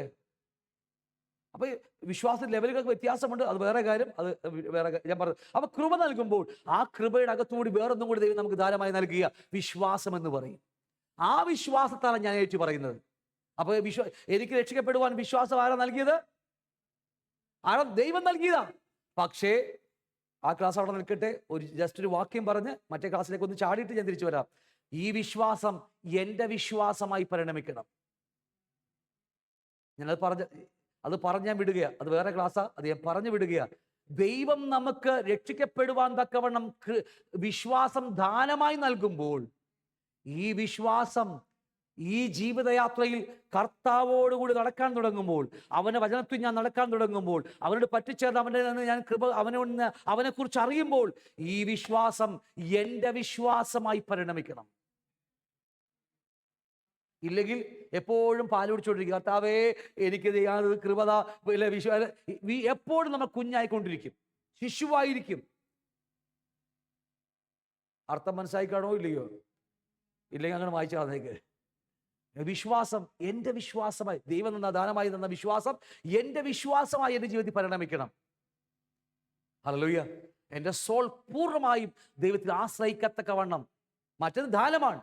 എൻ്റെ സോൾ, ഞാൻ പറഞ്ഞില്ലേ, വിശ്വാസം എന്നൊക്കെ പറഞ്ഞ ലിസ്റ്റുകളൊക്കെ അവസാനം ആശ്രയമായി മാറുക, അനുഗമനം ആശ്രയമായി മാറുകയാ. ആശ്രയിക്കണമെങ്കിൽ എൻ്റെ വിശ്വാസമേ പറ്റുള്ളൂ. അത് എൻ്റെ സോൾ പൂർണ്ണമായും ഞാൻ അങ്ങ് മാറിക്കൊടുക്കുമ്പോൾ ഞാൻ പൂർണ്ണമായി ക്രിസ്തുവിൽ ആശ്രയിക്കത്തക്കവണ്ണമുള്ള ഒരു വിശ്വാസം ഇതിൽ നിന്നുളവായി വരും.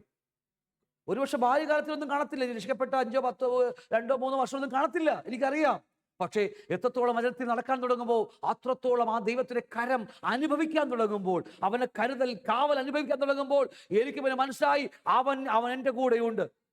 ആ വിശ്വാസം എൻ്റെ ജീവിതത്തിൽ വെളിപ്പെട്ട് വരികയാണ്. ഇനി നഷ്ടം വന്നാലും ജീവിതത്തിൽ കഷ്ടം വന്നാലും എനിക്ക് പിന്നെ വേറൊന്നും ആവശ്യമില്ല. ഇല്ല, എൻ്റെ അപ്പൻ അറിയുന്നു. അതെൻ്റെ വിശ്വാസമായി മാറിയതാണ്. അതോ ഞാൻ പറഞ്ഞ മനസ്സിലാവുന്നുണ്ട്? ആ ക്ലാസ് അങ്ങനെ മാറ്റിവെക്കുക, എല്ലാവരും കൺഫ്യൂഷനാണ്. അപ്പം അതുകൊണ്ട് നേരത്തെ വായിച്ചതുപോലെ വചനവും അവൻ്റെ ആത്മാവും തമ്മിൽ ചേരുമ്പോൾ ഒരു പുതിയ സൃഷ്ടി നടക്കുന്നത് പോലെ തന്നെ കൃപയും വിശ്വാസം തമ്മിൽ ചേരുമ്പോൾ സാൽവേഷൻ സംഭവിക്കുക, രക്ഷ സംഭവിക്കുക. അത്ര നിങ്ങൾക്ക് മനസ്സിലാക്കാമെന്ന് ഞാൻ വിചാരിക്കുന്നു. ഒന്ന് എഫെസ്യർ 2:8 പറയുക, വായിച്ച് ഞാൻ അവസാനിപ്പിക്കുക, നമ്മുടെ സമയം അതിക്രമിച്ചിരിക്കുക. കരുണാസമ്പന്നനായ ദൈവമോ നമ്മെ സ്നേഹിച്ച മഹാസ്നേഹ നിമിത്തം അതിക്രമങ്ങളാൽ മരിച്ചവരായിരുന്ന നമ്മെ ക്രിസ്തുവിനോട് കൂടെ ജീവിപ്പിക്കുകയും കൃപയാൽ അത്ര നിങ്ങൾ രക്ഷിക്കപ്പെട്ടിരിക്കുന്നത് ക്രിസ്തു യേശുവിൽ നമ്മെക്കുറിച്ചുള്ള വാത്സല്യത്തിൽ തൻ്റെ കൃപയുടെ അത്യന്ത ധനത്തെ വരും കാലങ്ങളിൽ കാണിക്കേണ്ടതിന് ക്രിസ്തു യേശുവിൽ അവനോടുകൂടെ ഉയർത്തെഴുന്നേൽപ്പിച്ച് സ്വർഗത്തിലിരുത്തുകയും ചെയ്തിരിക്കുന്നു. ഈ വാക്യം എവിടെയെങ്കിലും ഓർമ്മയുണ്ടോ നിങ്ങൾക്ക്? എവിടെയെങ്കിലും ഈ വാക്യം ഓർമ്മയുണ്ടോ പഠിച്ചത്? എബ്രായി 12:21 വാക്യം മുതൽ ഇവിടെ ഇല്ല, എഴുതിയിട്ടില്ലത്. എബ്രായി 12:21 മുതൽ 24 വരെയുള്ള വാക്യങ്ങൾ ഓർമ്മയുണ്ടോ? 8 മനോഹരമായ സ്ഥലങ്ങളിൽ ഓർമ്മയുണ്ട് അല്ലേ? പുതിയ യെരൂശലേമിലും 1000 ദൂതന്മാർ സംഘങ്ങളും എന്നൊക്കെ പറഞ്ഞ് സംഘത്തിൽ നിന്ന് പറഞ്ഞ് സ്വർഗീയ സിയോൺ എന്നൊക്കെ പറഞ്ഞ 8 മനോഹരമായ സ്ഥലങ്ങളിലാണ് എൻ്റെയും നിങ്ങളുടെയും ആ വീണ്ടും ജനിച്ച പുതുമനുഷ്യനായിരിക്കുന്നത്. അനുഭവിക്കാൻ കഴിയുന്നുണ്ടോ ചോദിച്ചാൽ നമുക്കില്ല, ശരി തന്നെയാണ്. പക്ഷെ ആ വചനത്തിലേക്ക് ആഴങ്ങളിലേക്ക് കടന്നു വരുമ്പോൾ ആ സ്വർഗം നമുക്ക് വിദൂരമല്ലെന്നാണ് ഞാൻ പറയുന്നത്. നമുക്കിപ്പോ അറിയാത്തത് കൊണ്ട് ആ വിദൂരമായി ദൂരെയായി തോന്നുന്നത് സ്വർഗം. നമ്മുടെ ഞാൻ എപ്പോഴും പറയുന്നു, ഒരു ശ്വാസമകലം മാത്രമേ ഉള്ളൂ എൻ്റെ പിതാവും ഞാനും തമ്മിൽ അകലം. അല്ലെങ്കിൽ പിതാവ് ഞാനായിട്ട് ഒറ്റ ശ്വാസം പോലും വേണ്ട, അടുത്തിരിക്കുക. പക്ഷെ പിതാവിന്റെ ഭവനമായിട്ട് ഒരു ശ്വാസമകലം മാത്രമേ ഉള്ളൂ നമുക്ക്. ഇത് വിട്ടുകെട്ടിയാൽ മതി, വിതിൻ സെക്കൻഡ് ഞാൻ വീട്ടിൽ പോകും. അങ്ങനെയല്ലേ നിങ്ങൾ? അങ്ങനെയുള്ളവരാണെങ്കിൽ നമ്മുടെ ജീവിതത്തിൽ നമുക്ക് കാണാൻ കഴിയും. എപ്പോഴും ചില സമയം മരണം സംഭവിക്കുമ്പോഴാണ് നമുക്ക് ആ സമയങ്ങളിലേക്ക് നമുക്ക് എത്രമാത്രം പ്രത്യാശ ഉണ്ടെന്നൊക്കെ നമുക്ക് അറിയാൻ പറ്റത്തുള്ളൂ. ശ്രദ്ധിച്ചു നോക്കിയാൽ മതി നിങ്ങൾ. എത്രമാത്രം ഞാൻ എൻ്റെ ഹൃദയം സ്വർഗവുമായി പറ്റിയിരിക്കുന്ന അറിയുന്നതൊക്കെ വേർപാട് സംഭവിക്കുമ്പോൾ.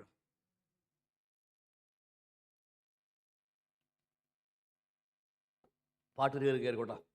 എന്നിട്ട് പറയാം, ക്രിസ്തുയേശുവിൽ അവനോട് കൂടെ ഉയർത്തെഴുന്നേൽപ്പിച്ച് സ്വർഗത്തിൽ ഇരുത്തുകയും ചെയ്തു. കൃപയാലല്ലോ നിങ്ങൾ വിശ്വാസം മൂലം രക്ഷിക്കപ്പെട്ടിരിക്കുന്നത്. അത് നിങ്ങൾ കാരണമല്ല, ദൈവത്തിന്റെ ദാനമാണ്. നമ്മളെ ദൈവം ദാനം നൽകിയിട്ട്, വിശ്വാസവും കൃപയൊക്കെ നൽകിയിട്ട് നമ്മൾ രക്ഷിച്ചെടുത്തിരിക്കുക. ശിക്ഷയിൽ നമ്മൾ രക്ഷിച്ചെടുത്തിരിക്കുക. എന്താണെന്നറിയാമോ? ഈ ആയുസ്സിൽ അവനോടുകൂടി ജീവിക്കാൻ വേണ്ടിയാ. നമ്മളിന്ന് ഒരു സൈഡ് മാത്രമേ അറിഞ്ഞിട്ടുള്ളൂ, ഒരു വശം മാത്രമേ നമ്മൾ അറിഞ്ഞിട്ടുള്ളൂ. ഗ്രഹിച്ചോ നിങ്ങൾ? നമ്മുടെ ഇപ്പൊ കഴിഞ്ഞ ദിവസം നമുക്കിവിടെ ഗ്രേറ്റ് കമ്മീഷൻ ക്ലാസ് എത്ര വന്നിട്ടുണ്ടായാലും വന്നല്ലേ കമ്മീഷൻ, നല്ല ക്ലാസ്. എല്ലാവരും ഞാനും കൂടി നമുക്ക്, കാരണം നമ്മുടെ ആഗ്രഹം അതാ, ഈ വർഷം മുഴുവനും സുവിശേഷീകരണത്തിന് പ്രാധാന്യമാണ്. പക്ഷെ ഒരു സൈഡേ ഉള്ളത്. ഞാൻ നിങ്ങളോട് സംസാരിക്കുന്നത് നമ്മുടെ ടീമെല്ലാം പുറപ്പെട്ടു പോകുവിൻ. നമ്മുടെ ക്യാമ്പിന്റെ ടീം പുറപ്പെട്ടു പോയി, അഭിഷേകം പ്രാപിച്ച് പുറപ്പെട്ടു പോയി നമ്മൾ ഈ സുവിശേഷം പറഞ്ഞ് നരകത്തിലേക്ക് പോകാം. രണ്ടാമത്തെ ഭൂതങ്ങളെ പുറത്താക്കി പ്രവചിച്ച് വീരപ്രവൃത്തി ചെയ്ത് നരകത്തിൽ പോകാം. നമുക്ക് ഈ ലോകത്തിൽ എല്ലാവരും ഒരു സൈഡേ പറയുന്നുള്ളൂ. മറു സൈഡുണ്ട് സഹോദരങ്ങളെ. ഏതാ? അകത്തെ മനുഷ്യൻ. ഞാൻ ഗ്രഹിച്ചില്ലെങ്കിൽ നിങ്ങൾക്ക് എന്നോട് ദേഷ്യം തോന്നും. ഈ അകത്തെ മനുഷ്യ ദൈവരാജ്യം അവകാശമാക്കുന്ന അകത്തെ മനുഷ്യനെ കുറിച്ച് എത്ര പേർ ലോകത്ത് സംസാരിക്കുന്നുണ്ട്? എത്ര പേര് സംസാരിക്കുന്നുണ്ട് ലോകത്തില്? എവിടെ? യൂട്യൂബിൽ ഇഷ്ടമുള്ള മെസ്സേജില്ലേ? എവിടെയാ? എത്ര പേരുണ്ട്? നിങ്ങൾ ശ്രദ്ധിച്ചു നോക്കിയേ. ദൈവരാജ്യം അവകാശമാക്കുന്ന അകത്തെ മനുഷ്യനെ കുറിച്ച്. അതുകൊണ്ട് അകത്തെ മനുഷ്യൻ ഫോക്കസ് കിട്ടിയിട്ടേ ഞാൻ ഈ സുവിശേഷ ജനങ്ങളെ ഇറക്കത്തുള്ളൂ. അതുകൊണ്ട് 2 വർഷവും ദർശനത്തിന് വേണ്ടി നമ്മൾ നിന്നത്. എന്നിട്ടാണ് ഈ വർഷം നമ്മൾ ഈ തുടങ്ങിയത് സുവിശേഷീകരണത്തിന്. ഇല്ലെങ്കിൽ ഉണ്ടല്ലോ, സുവിശേഷീകരണത്തിന് പോയി ഭൂതങ്ങൾ ഒരു കൈ തൊടുമ്പോൾ ഭൂതങ്ങളൊക്കെ പോകും, രോഗികൾ സൗഖ്യമാവും, നമ്മളങ്ങ് വെല്ലുവിളിയാവും, അവസാനം നരകത്തിലേക്ക് നമ്മൾ പോകും. അകത്തെ മനുഷ്യന് ലക്ഷ്യം കറക്റ്റായാൽ ഈ ചെയ്യുന്നത് മുഴുവനും ഗുണം ചെയ്യും, പ്രതിഫലമുണ്ടാകും. ഇന്ന് ലോകത്തിൽ ക്ലാസ്സുകൾ അനേകതും വൺ സൈഡ് ക്ലാസ്സേ ഉള്ളൂ. ഒരു വശം പുറപ്പെട്ടു പോകുക, മറു സൈഡുണ്ട്. ഈ പറഞ്ഞ ജനനത്തെ കുറിച്ച് പറഞ്ഞില്ലേ? വചനവും ആത്മാവിൽ തമ്മിൽ ചേർന്ന് എൻ്റെ സൃഷ്ടിക്കപ്പെട്ട പുതുമനുഷ്യൻ, കൃപയും എൻ്റെ വിശ്വാസം തമ്മിൽ ചേർന്ന് രക്ഷിക്കപ്പെട്ട പുതുമനുഷ്യൻ, അവനാണ് യഥാർത്ഥമായി ഫോക്കസ് ചെയ്യേണ്ടത്. ലോകത്ത് എത്ര പേര് ചെയ്യുന്നുണ്ട്? എത്ര ക്ലാസ്സുകൾ ലോകത്തിലുണ്ട്? ഗ്രഹിച്ചു ഞാൻ പറഞ്ഞത്? തെറ്റായിട്ടൊന്നും എടുക്കരുത്, സോറി. ഞാൻ ആരെ കുറ്റം പറഞ്ഞതൊന്നുമല്ല. പക്ഷേ കേട്ട് അങ്ങനെ അപ്പടെ വിഴുകിക്കളഞ്ഞേക്കരുത്. എന്ത് കേട്ടാലും ഒന്ന് വിവേചിക്കണം. ഗ്രഹിച്ചോ? എന്ത് കേട്ടാൽ, എത്ര വലിയ ആള് പറഞ്ഞാലും, എത്ര വലിയ അഭിഷക്തൻ എന്ത് പറഞ്ഞാലും, നിങ്ങൾ ആദ്യം വന്നിരുന്ന് വിവേചിക്കണം. പലതും ഒരു സൈഡേ ഉള്ളൂ, മറു സൈഡ് ഇല്ല പലപ്പോഴും. ഗ്രഹിച്ചോ? അപ്പൊ അതുകൊണ്ട് ഇവിടെ ആരും നിങ്ങൾ പ്രശംസിക്കാതിരിപ്പാൻ പ്രവർത്തികളും കാരണമല്ല. പ്രവർത്തികളുണ്ട്, അത് പിന്നീട് പഠിക്കും നമ്മൾ അതിനെക്കുറിച്ചൊക്കെ. നാം അവൻ്റെ കൈപ്പണിയായി സൽപ്രവർത്തികൾക്കായിട്ട് ക്രിസ്തുയേശുവിൽ സൃഷ്ടിക്കപ്പെട്ടവരാകുന്നു. സൃഷ്ടിക്കണമെങ്കിലും ജനനം സംഭവിക്കണ്ടേ? അല്ലേ? അതുകൊണ്ട് എന്തിനാ സൃഷ്ടിച്ചിരിക്കുന്നത്? ഇവിടെ പറയുന്നു, നാം അവൻ്റെ കൈപ്പണിയായിട്ട് സൽപ്രവർത്തികൾക്കായിട്ട്. നീതി പ്രവർത്തി അല്ലേ? ഇവിടെ മലയാളത്തിൽ സൽപ്രവർത്തികൾക്കായിട്ട്. സൽപ്രവർത്തികൾ അതെന്താണെന്നുള്ളത് പിന്നീട് പഠിക്കാം. നിങ്ങളുടെ പിതാവ് സൽഗുണപൂർണ്ണായിരിക്കുന്നത് പോലെ ഒരു വാക്യം നിങ്ങൾക്ക് വേണ്ടി വായിച്ച് പഠിച്ചിട്ടുണ്ടല്ലേ? ആ വാക്കിന് അർത്ഥം എന്താണെന്നൊക്കെ പിന്നീട് എപ്പോഴും പഠിക്കാം. അത് ചെയ്യാൻ വേണ്ടി എന്നെ നിങ്ങൾ വിളിച്ചിരിക്കുന്നത്. അതെന്താണെന്ന് വെച്ചാൽ വേറെ വലിയ വ്യത്യാസമുണ്ട്, വേറെ കാര്യമാണത്. അപ്പോൾ അതുകൊണ്ട് സൽപ്രവർത്തികൾക്കായിട്ട് ക്രിസ്തുയേശു സൃഷ്ടിക്കപ്പെട്ടവരാകുന്നു. നാം അത് ചെയ്തു പോരേണ്ടതിന് ലോകമുണ്ടാകുന്നതിന് മുമ്പേ അവൻ നമ്മളെക്കുറിച്ച് എഴുതി വെച്ചിരിക്കുക. അതുകൊണ്ട് അതിനെപ്പോഴും പറയുന്ന കാര്യമുണ്ട്, കർത്താവ് രാത്രിയല്ല ഇല്ലേ, ഈ ഡയറി എന്ന കാര്യമൊക്കെ പണ്ട് പറഞ്ഞ ഓർമ്മയുണ്ടോ? ദിവസം രാവിലെ പോയിട്ട്, പിതാവേ ഞാൻ ഇന്ന് എന്ത് ചെയ്യണമെന്ന് നിന്റെ പുസ്തകത്തിലുള്ളത് ഇന്ന് പറഞ്ഞതാ, അത് ഞാൻ വരുന്നു. ഇതാ എൻ്റെയും നിങ്ങളുടെയും ജീവിതം. എത്രയൊക്കെ പറഞ്ഞ് മനസ്സിലാക്കിട്ടോ? നമുക്ക് ദൈവം ഏൽപ്പിക്കാം. അപ്പം അതുകൊണ്ട് വളരെ ശ്രദ്ധയോടെ നമുക്ക് ക്രിസ്ത്യൻ ജീവിതം ഓടിയാൽ നമുക്ക് വലിയ കൊയ്ത്ത് കിട്ടും. നമുക്ക് കൊള്ള നിധി കിട്ടും. കാരണം ഇവിടെ മാത്രമല്ല, നിത്യം ചെല്ലുമ്പോൾ അത് പ്രതിഫലമായി മാറും നമുക്ക്. അതിനു വേണ്ടിയാണ് നമ്മളിതൊക്കെ ഈ ക്ലാസ്സുകളൊക്കെ നമ്മൾ പഠിക്കുന്നത്. മൈക്കൊന്ന് കൊടുക്കണേ. മൽപ്രിയനെ നമുക്കൊരു പാട്ട് ചേർന്ന്, മൽപ്രിയനെ എന്നേശു നായക എപ്പോൾ വരും.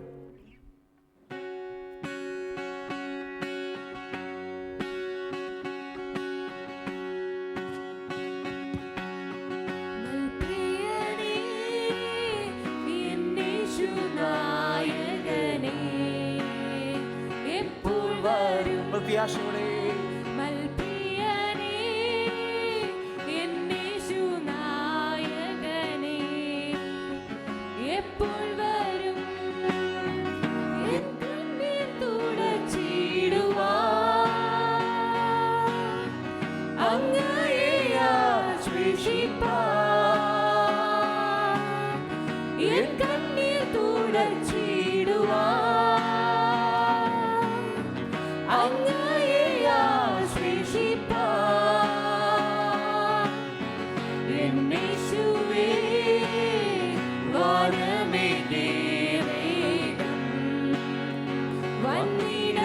പ്രത്യാശയോടെ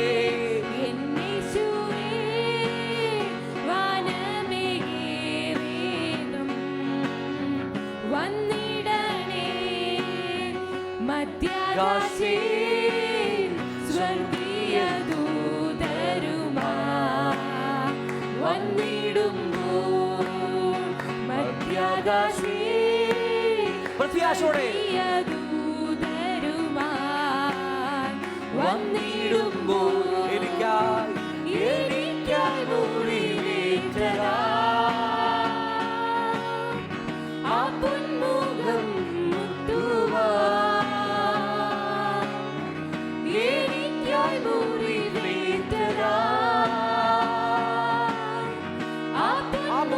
നോക്കി ഒരിക്കൽ ചുംബിക്കുവാൻ.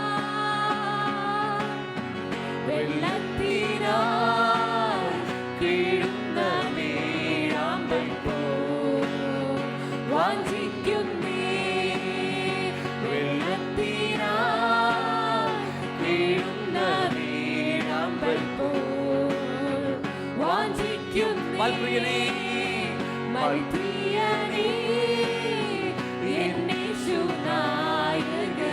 ആ പ്രത്യാശയോടെ എപ്പോൾ വരും? ഒരു വട്ടം ചോദിച്ചേ, മൽപ്രിയനേ,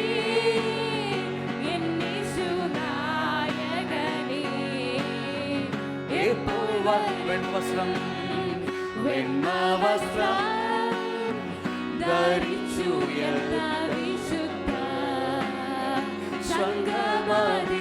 ആ വിശുദ്ധന്മാരുടെ കൂട്ടത്തിൽ ഒരു ദിവസം ഞാനും ഉയർത്തി നിൽക്കും.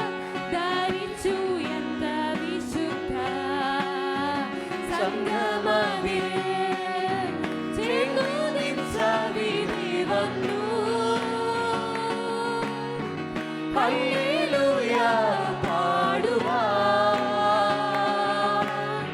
ചേർന്നു നിൻസവിധി വന്നു. ഹല്ലേലൂയ പാടുവാൻ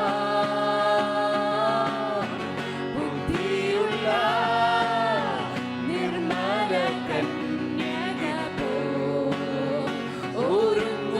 ഒരു ഭോഷനെ പോലെയല്ല, നിത്യത കണ്ടുകൊണ്ട് ബുദ്ധിയുള്ള ഒരു കന്യക പോലെ ഈ ആയുസ് നാം ഒരുങ്ങുകയാ. മൽപ്രിയനേ, മൽപ്രിയനേ,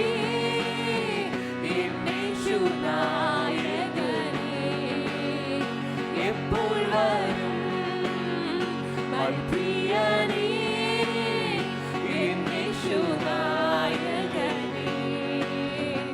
എപ്പോൾ വരും? സൂര്യചന്ദ്ര താരങ്ങളെ കടന്നു സ്വർഗനാട്ടിലെ സൂര്യചന്ദ്ര താരങ്ങളെ കടന്ന് സ്വർഗനാട്ടിൽ അപ്പളങ്ങു നദി ജീവവൃക്ഷത്തിൻ തണലിൽ അപ്പളങ്ങു നദി ജീവവൃക്ഷത്തിൻ തണലിൽ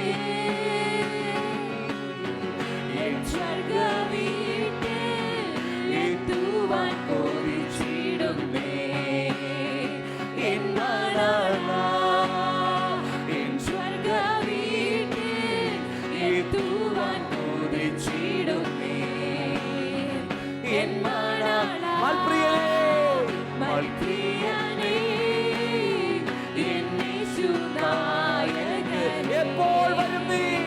എപ്പോൾ വരും? ആമേൻ. മൽപ്രിയനേ, യേശുനായകനേ,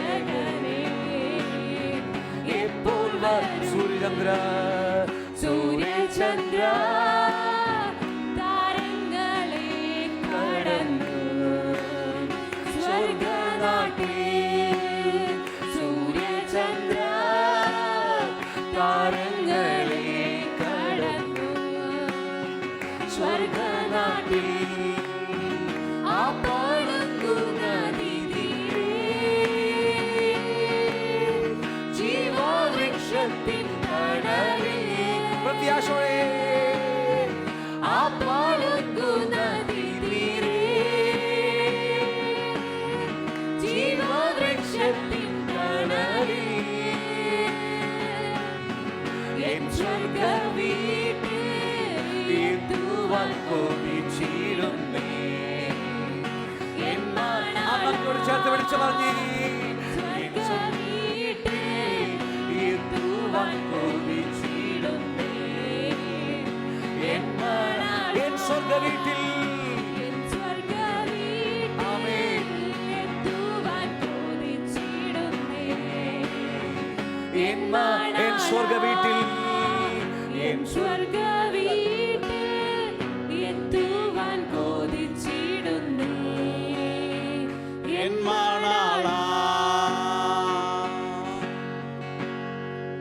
ഹല്ലേലൂയ, ഹല്ലേലൂയ. ഒരു കാര്യം എന്ന് പാസ്റ്റർ പറഞ്ഞ ഒരു കാര്യം ഓർപ്പിക്കാനായി, നമ്മൾ കഴിഞ്ഞ ദിവസം അനുഗ്രഹിക്കപ്പെട്ട ഒരു ശുശ്രൂഷ തന്നെയാണ് കഴിഞ്ഞ ചൊവ്വാഴ്ച നടന്നത്. നമുക്കറിയാം, അവർ പറഞ്ഞ 2 കാര്യങ്ങളെ ഓർമ്മിപ്പിക്കാൻ വേണ്ടി മാത്രമാണ്. അവരുടെ ബുക്കിൽ നമുക്കറിയാം, സുവിശേഷം ആളുകളോട് പറയുമ്പോൾ 2-3 പ്രസ്താവനകൾ ആദ്യം പറയണമെന്ന് അവർ നമ്മളോട് സൂചിപ്പിച്ചിട്ടുണ്ട്. എന്താ പ്രസ്താവന? നിങ്ങൾ ഇന്ന് മരിച്ചാൽ എവിടെയായിരിക്കും? നിങ്ങൾ ആ ബുക്കിലായിട്ട് നോക്കി കാണാം. 2ാമത്തെ പ്രസ്താവന, നിങ്ങൾ ഇനി ചെലവഴിക്കാൻ പോകുന്ന, മരണത്തിന് ശേഷം ചെലവഴിക്കാൻ പോകുന്നത് നിത്യത്തിലാണോ അല്ലെങ്കിൽ നരകത്തിലാണോ? ഹല്ലേലൂയ. പുതിയ ആളുകളോട് അവർ പറയുന്ന പ്രസ്താവനയാണ്, നിത്യതയിലാണോ നരകത്തിലാണോ? ഇന്ന് നമ്മൾ ദൈവം അറിയാം, നമ്മളിവിടെ ശുശ്രൂഷിക്കുന്ന പാസ്റ്ററാണെങ്കിലും ആരാണെങ്കിലും നിത്യതയെക്കുറിച്ചും സ്വർഗനാട്ടിലെക്കുറിച്ചും പ്രത്യാശയെക്കുറിച്ചും മാത്രമാണ് ശുശ്രൂഷിക്കുന്നത്. ഹല്ലേലൂയ. എന്നിട്ടും പലർക്കും പരാതിയാണ്. അവർക്ക് എന്ത് വേണം? ആശ്വാസത്തിൻ്റെ വചനങ്ങളില്ലേ എന്ന് പല ചോദ്യങ്ങളും ഞങ്ങൾ കേട്ടിട്ടുണ്ട്. പ്രിയപ്പെട്ട ഒരു കാര്യം ഞാൻ പറയാൻ വെച്ചാൽ, ആശ്വാസത്തിൻ്റെ വചനമല്ല നമ്മളെ നിത്യത്തിലെത്തിക്കുന്നത്, അപ്രത്യാശയുടെ വചനങ്ങളാണ്. ഹല്ലേലൂയ. ആ പ്രത്യാശ വചനങ്ങളാണ് പാസ്റ്ററിൽ നിന്നും ഇവിടെ ഓരോ മക്കളിൽ നിന്നും നമ്മൾ കേട്ടുകൊണ്ടിരിക്കുന്നത്. നമ്മുടെ ആവശ്യം, ദൈവസഭയുടെ ഇന്നത്തെ ആവശ്യം എന്താണ്? അപ്രത്യാശയ നിറഞ്ഞൊരു ജീവിതം. ഹല്ലേലൂയ. 2ാമത്തെ കാര്യം ഞാൻ പറയാൻ ഉദ്ദേശിക്കുന്നത്, അവർ പറഞ്ഞത് എല്ലാ വാർഡുകളിലും സഭ വേണം. അവിടെ എന്ത് ചെയ്യണം? നമ്മൾ വിളിച്ചിരിക്കുന്ന വിളിക്ക് യോഗ്യം എല്ലാവരും എന്ത് ചെയ്യണം? ഇറങ്ങി സഭകൾ സ്ഥാപിക്കണം. എന്നാൽ ആ സഭകൾ സ്ഥാപിക്കുന്ന എന്ത് വേണം? ബൈബിൾ കോളേജിൽ നിന്ന് വരുന്ന പാസ്റ്റർമാർ, അവരുടെ സർവേ അനുസരിച്ച് 5% പോലും ഇന്ന് സഭകളിലില്ല. എന്നാൽ ചർച്ചിൽ സത്യവചനം പഠിപ്പിച്ചു വരുന്നവരാണ്. നമ്മുടെ ജോസഫ് പാസ്റ്റർ അടക്കമുള്ള ആളുകളുടെ പേര് അവർ പറഞ്ഞു എന്ത് ചെയ്യുന്നത്? സഭ ലീഡ് ചെയ്യുന്നത്. അതിനൊരു കാര്യം അവർ പറയുന്നു, സഭ ബൈബിൾ കോളേജായി മാറണം. ഹല്ലേലൂയ. കഴിഞ്ഞ നിരവധി നാളുകളായി നമ്മുടെ സഭയിൽ ഒരു ബൈബിൾ കോളേജ് നടന്നുകൊണ്ടിരിക്കുകയാണ്. ഹല്ലേലൂയ. ഇന്ന് ഈ കേരളത്തിലല്ല, ഇന്ത്യയിലല്ല, ഒരു സ്ഥലത്തും ബൈബിൾ കോളേജ് ഇല്ലാത്ത ആ ദൈവിക വിഷയമാണ് നമ്മൾ പഠിച്ചുകൊണ്ടിരിക്കുന്നത്. ദൈവരാജ്യത്തെക്കുറിച്ച് ഒരു മനുഷ്യൻ പോലും തൊട്ടുപോലും നോക്കാത്ത. ഹല്ലേലൂയ. എത്ര പേരുണ്ട്? നമ്മൾ ഉള്ളവർ വിശ്വസിച്ചുകൊണ്ട്, വിശ്വസ്തരായി നിന്നുകൊണ്ട് കർത്താവിന് വേണ്ടി ഒരുങ്ങുവാനാണ് നമ്മൾ ഇതേക്കുറിച്ച് ആഗ്രഹിക്കുന്നത്. ഹല്ലേലൂയ. അഭിപ്രായങ്ങൾ പലതും വരും, അഭിപ്രായങ്ങൾ പൊങ്ങി വരും. പക്ഷേ ഒരുമിച്ച് ഇടയൻ്റെ ചുവട്ടിൽ നിൽക്കുന്ന നാടുകളെ പോലെ ഒരേ അഭിപ്രായത്തോടെ നിൽക്കുവാനാണെങ്കിൽ കർത്താവ് നമ്മൾ ഓരോരുത്തരെയും ശക്തിയോടെ ഉപയോഗിക്കും. ഹല്ലേലൂയ. മറ്റൊരു കാര്യം കൂടി ഞാൻ പറയാം, പുതിയ ആളുകളോട് എന്തൊക്കെ പ്രസ്താവനകളാണ് പറയേണ്ടത്, എന്തൊക്കെ കിട്ടുമെന്നാണ് പറയേണ്ടത്. അവിടെ ഒറ്റ കാര്യം മാത്രമേ പറയുന്നുള്ളൂ, ദൈവം നിന്നെ കരുതും, നിനക്ക് ദൈവിക സമാധാനം ലഭിക്കും. പുതിയ ആളോട് പറയുന്ന 2 കാര്യങ്ങൾ, നിന്റെ സ്ഥിതി മാറ്റും, നിന്നെ വാലല്ല തലയാക്കും, നിന്റെ അവസ്ഥ മാറാൻ പോവുകയാണ്, നിന്നെ അങ്ങനെ ആ വാഹനമേറ്റി ഓടിക്കാൻ പോവുകയാണ്. ഇതൊന്നും ആ പരിജ്ഞാനമുള്ള ദേവദാസന്മാർ അതിലെഴുതി വെച്ചിട്ടില്ല. ഇന്നും അത് സത്യോപദേശത്തിൽ നമ്മളെ പഠിപ്പിക്കുന്നതും നമ്മൾ പറയുന്നതും ഒറ്റ കാര്യമുള്ളൂ, നമുക്ക് വേണ്ടി നിത്യതയിൽ ഒരുക്കി വെച്ചിരിക്കുന്ന മഹാപ്രതിഫലം. അത് ഇന്ന് വന്നവനായാലും 15 കൊല്ലമായാലും ഒറ്റ കാര്യമുള്ളൂ, നിത്യതയിൽ നമുക്ക് വേണ്ടി ഒരുക്കി വെച്ച പ്രതിഫലം. ഹല്ലേലൂയ. ആ പഠിപ്പിക്കുന്ന കാര്യത്തിൽ വിശ്വസ്തയോടെ നിൽപ്പാൻ ദൈവം നമ്മളെക്കുറിച്ച് ആഗ്രഹിക്കുക. ഹല്ലേലൂയ. കുറച്ച് ചെറിയ ആട്ടിൻകൂട്ടമേ ദൈവരാജ്യം നിങ്ങൾക്കായി പ്രസാദിച്ചിരിക്കുന്നു എന്ന് പറയുന്ന പോലെ. ഹല്ലേലൂയ. നമുക്ക് കണ്ണുകളടക്കാം. ഇത് നമ്മുടെ ഹൃദയത്തിൽ ഒന്ന് സംഗ്രഹിക്കണം. ബൈബിൾ ക്ലാസ്സിൽ വരുന്നവർ, ഇതൊരു ബൈബിൾ കോളേജാണ്. നമ്മൾ കടന്നു പോകേണ്ടവരാണ്. എങ്ങനെ കടന്നു പോകണം? പഠിച്ച് ദൈവരാജ്യത്തെക്കുറിച്ച് അറിഞ്ഞ് സത്യോപദേശം നമ്മൾ ഹൃദയത്തിൽ നിന്ന് ഗ്രഹിച്ചുകൊണ്ട് പറഞ്ഞു പോകണം. അല്ലാതെ നമ്മൾ കടന്നു പോയാൽ നമ്മൾ പോകുന്ന സഭകൾ എന്തായി മാറും? ആ സഭയല്ലാതെ നമ്മുടെ മോഹത്തെ കൊടുക്കുന്ന കേന്ദ്രങ്ങളായിട്ട് മാറും. ഹല്ലേലൂയ. ഇന്ന് പറഞ്ഞു നമ്മുടെ കൊച്ചിൻ കോർപ്പറേഷൻ 63 വാർഡുകളുണ്ട്. നമുക്ക് ഇന്ന് പല വാർഡുകളിലും നമുക്ക് സഭയുണ്ട്. ഹല്ലേലൂയ. ഗാന്ധിനഗറിൽ സഭ, നമ്മുടെ ജനതയിൽ ഒരു വാർഡിലൊരു സഭയുണ്ട്, പനങ്ങാട് ഒരു വാർഡിൽ സഭയുണ്ട്, എളംകുളത്തെ വാർഡ് സഭ. അങ്ങനെ മാത്രമല്ല 63 വാർഡുകളിലും നമുക്ക് എന്ത് ചെയ്യണം? ഈ ദൈവരാജ്യത്തിൻ്റെ ക്ലാസ് പഠിച്ച് അനേകർ പോകുന്നവരായി തീരണം. ആമേൻ. അതാണ് നമ്മുടെ ഉദ്ദേശം. ഇത്രമുള്ള ഒരു ബൈബിൾ സിലബസ് ഉള്ള ഒരു സഭയും കേരളത്തിലില്ല, ഇന്ത്യയിൽ ഉണ്ടാവില്ല. കാരണം ഇത് സത്യോപദേശം പഠിപ്പിക്കുന്ന സിലബസ് ആണെന്ന് മാത്രം നിങ്ങൾ ഓർക്കുക. അത് ഹൃദയം സംഗ്രഹിക്കുക, ദൈവത്തിലൂടെ ആശ്രയിക്കാം. നമുക്ക് പ്രാർത്ഥിക്കാം. നമ്മുടെ കണ്ണടക്കാൻ പ്രാർത്ഥിക്കാം. പരിശുദ്ധനായ ദൈവമേ, സ്വർഗത്തിലെ നല്ല പിതാവേ, നന്ദിയോടെ ഞങ്ങൾ അങ്ങയെ സ്തുതിക്കുന്നു. അപ്പാ കർത്താവെ, ദൈവരാജ്യത്തെക്കുറിച്ചും പുതിയ ജനനത്തെക്കുറിച്ചും കർത്താവെ കേട്ട് അത് ഉറപ്പിക്കുമെന്ന കൃപക്ക് നന്ദിയോടെ ഞങ്ങൾ അങ്ങേ സ്തുതിക്കുന്നു. കർത്താവ് യേശു ക്രിസ്തുവിൻ്റെ മഹത്വത്തിൻ്റെ ധനത്തിനൊത്തവണ്ണം ഞങ്ങളുടെ അകത്തെ മനുഷ്യൻ ശക്തിയോടെ ബലപ്പെടുവാൻ കർത്താവെ കൃപയാൽ ഞങ്ങൾ പ്രാർത്ഥിക്കുന്നപ്പാ. ക്രിസ്തു വിശ്വാസത്തിനുള്ളിൽ വസിക്കുവാൻ വരം നൽകി ഞങ്ങൾ പ്രാർത്ഥിക്കുന്നു. കർത്താവെ, ഞങ്ങൾ സ്നേഹത്തിൽ വേരൂന്നി അടിസ്ഥാനപ്പെട്ടവരായി വീതിയും നീളവും ഉയരും ആഴുവെന്ന് സകല വിശുദ്ധന്മാർ ഗ്രഹിപ്പാനുള്ള കൃപ അടിയങ്ങളുടെ മേൽ പകരുമെന്ന് പ്രാർത്ഥിക്കുന്നു. കർത്താവെ, ആ പരിജ്ഞാനത്തിൽ കവിയുന്ന ക്രിസ്തുവിന്റെ സ്നേഹത്തെ അറിയുവാനുള്ള കൃപ അടിയങ്ങളുടെ മേൽ പകരുമെന്ന് പ്രാർത്ഥിക്കുന്ന കർത്താവേ, ദൈവത്തിന്റെ എല്ലാം നിറവിനോളം നിറഞ്ഞുവരുള്ള കൃപ അടിയങ്ങളുടെ മേൽ പകരുമെന്ന് പ്രാർത്ഥിക്കുന്നപ്പാ. പ്രാർത്ഥന കൃപക്കായി നന്ദി. യേശു ക്രിസ്തുവിൻ നാമത്തിൽ തന്നെ ആമേൻ. നമുക്ക് ആശീർവാദം വണക്കം. പിതാവായ ദൈവത്തിന്റെ സ്നേഹവും പുത്രനായ യേശു ക്രിസ്തു കൃപയും വഴിനടന്ന പരിശുദ്ധാത്മാവിന്റെ സംസരം കൂട്ടായ്മയും എന്നും എന്നേക്കും കർത്താവിന്റെ വരവരെ നമ്മളെല്ലാം ഉണ്ടായിരിക്കുമാറാകട്ടെ. കർത്താവായ യേശു ക്രിസ്തു വഴി ചെയ്യുന്ന ദൈവത്തിന് ഹല്ലേലൂയ പാടാം. Hallelujah, hallelujah, hallelujah. കർത്താവായ യേശുവേ വരണമേ. ആമേൻ.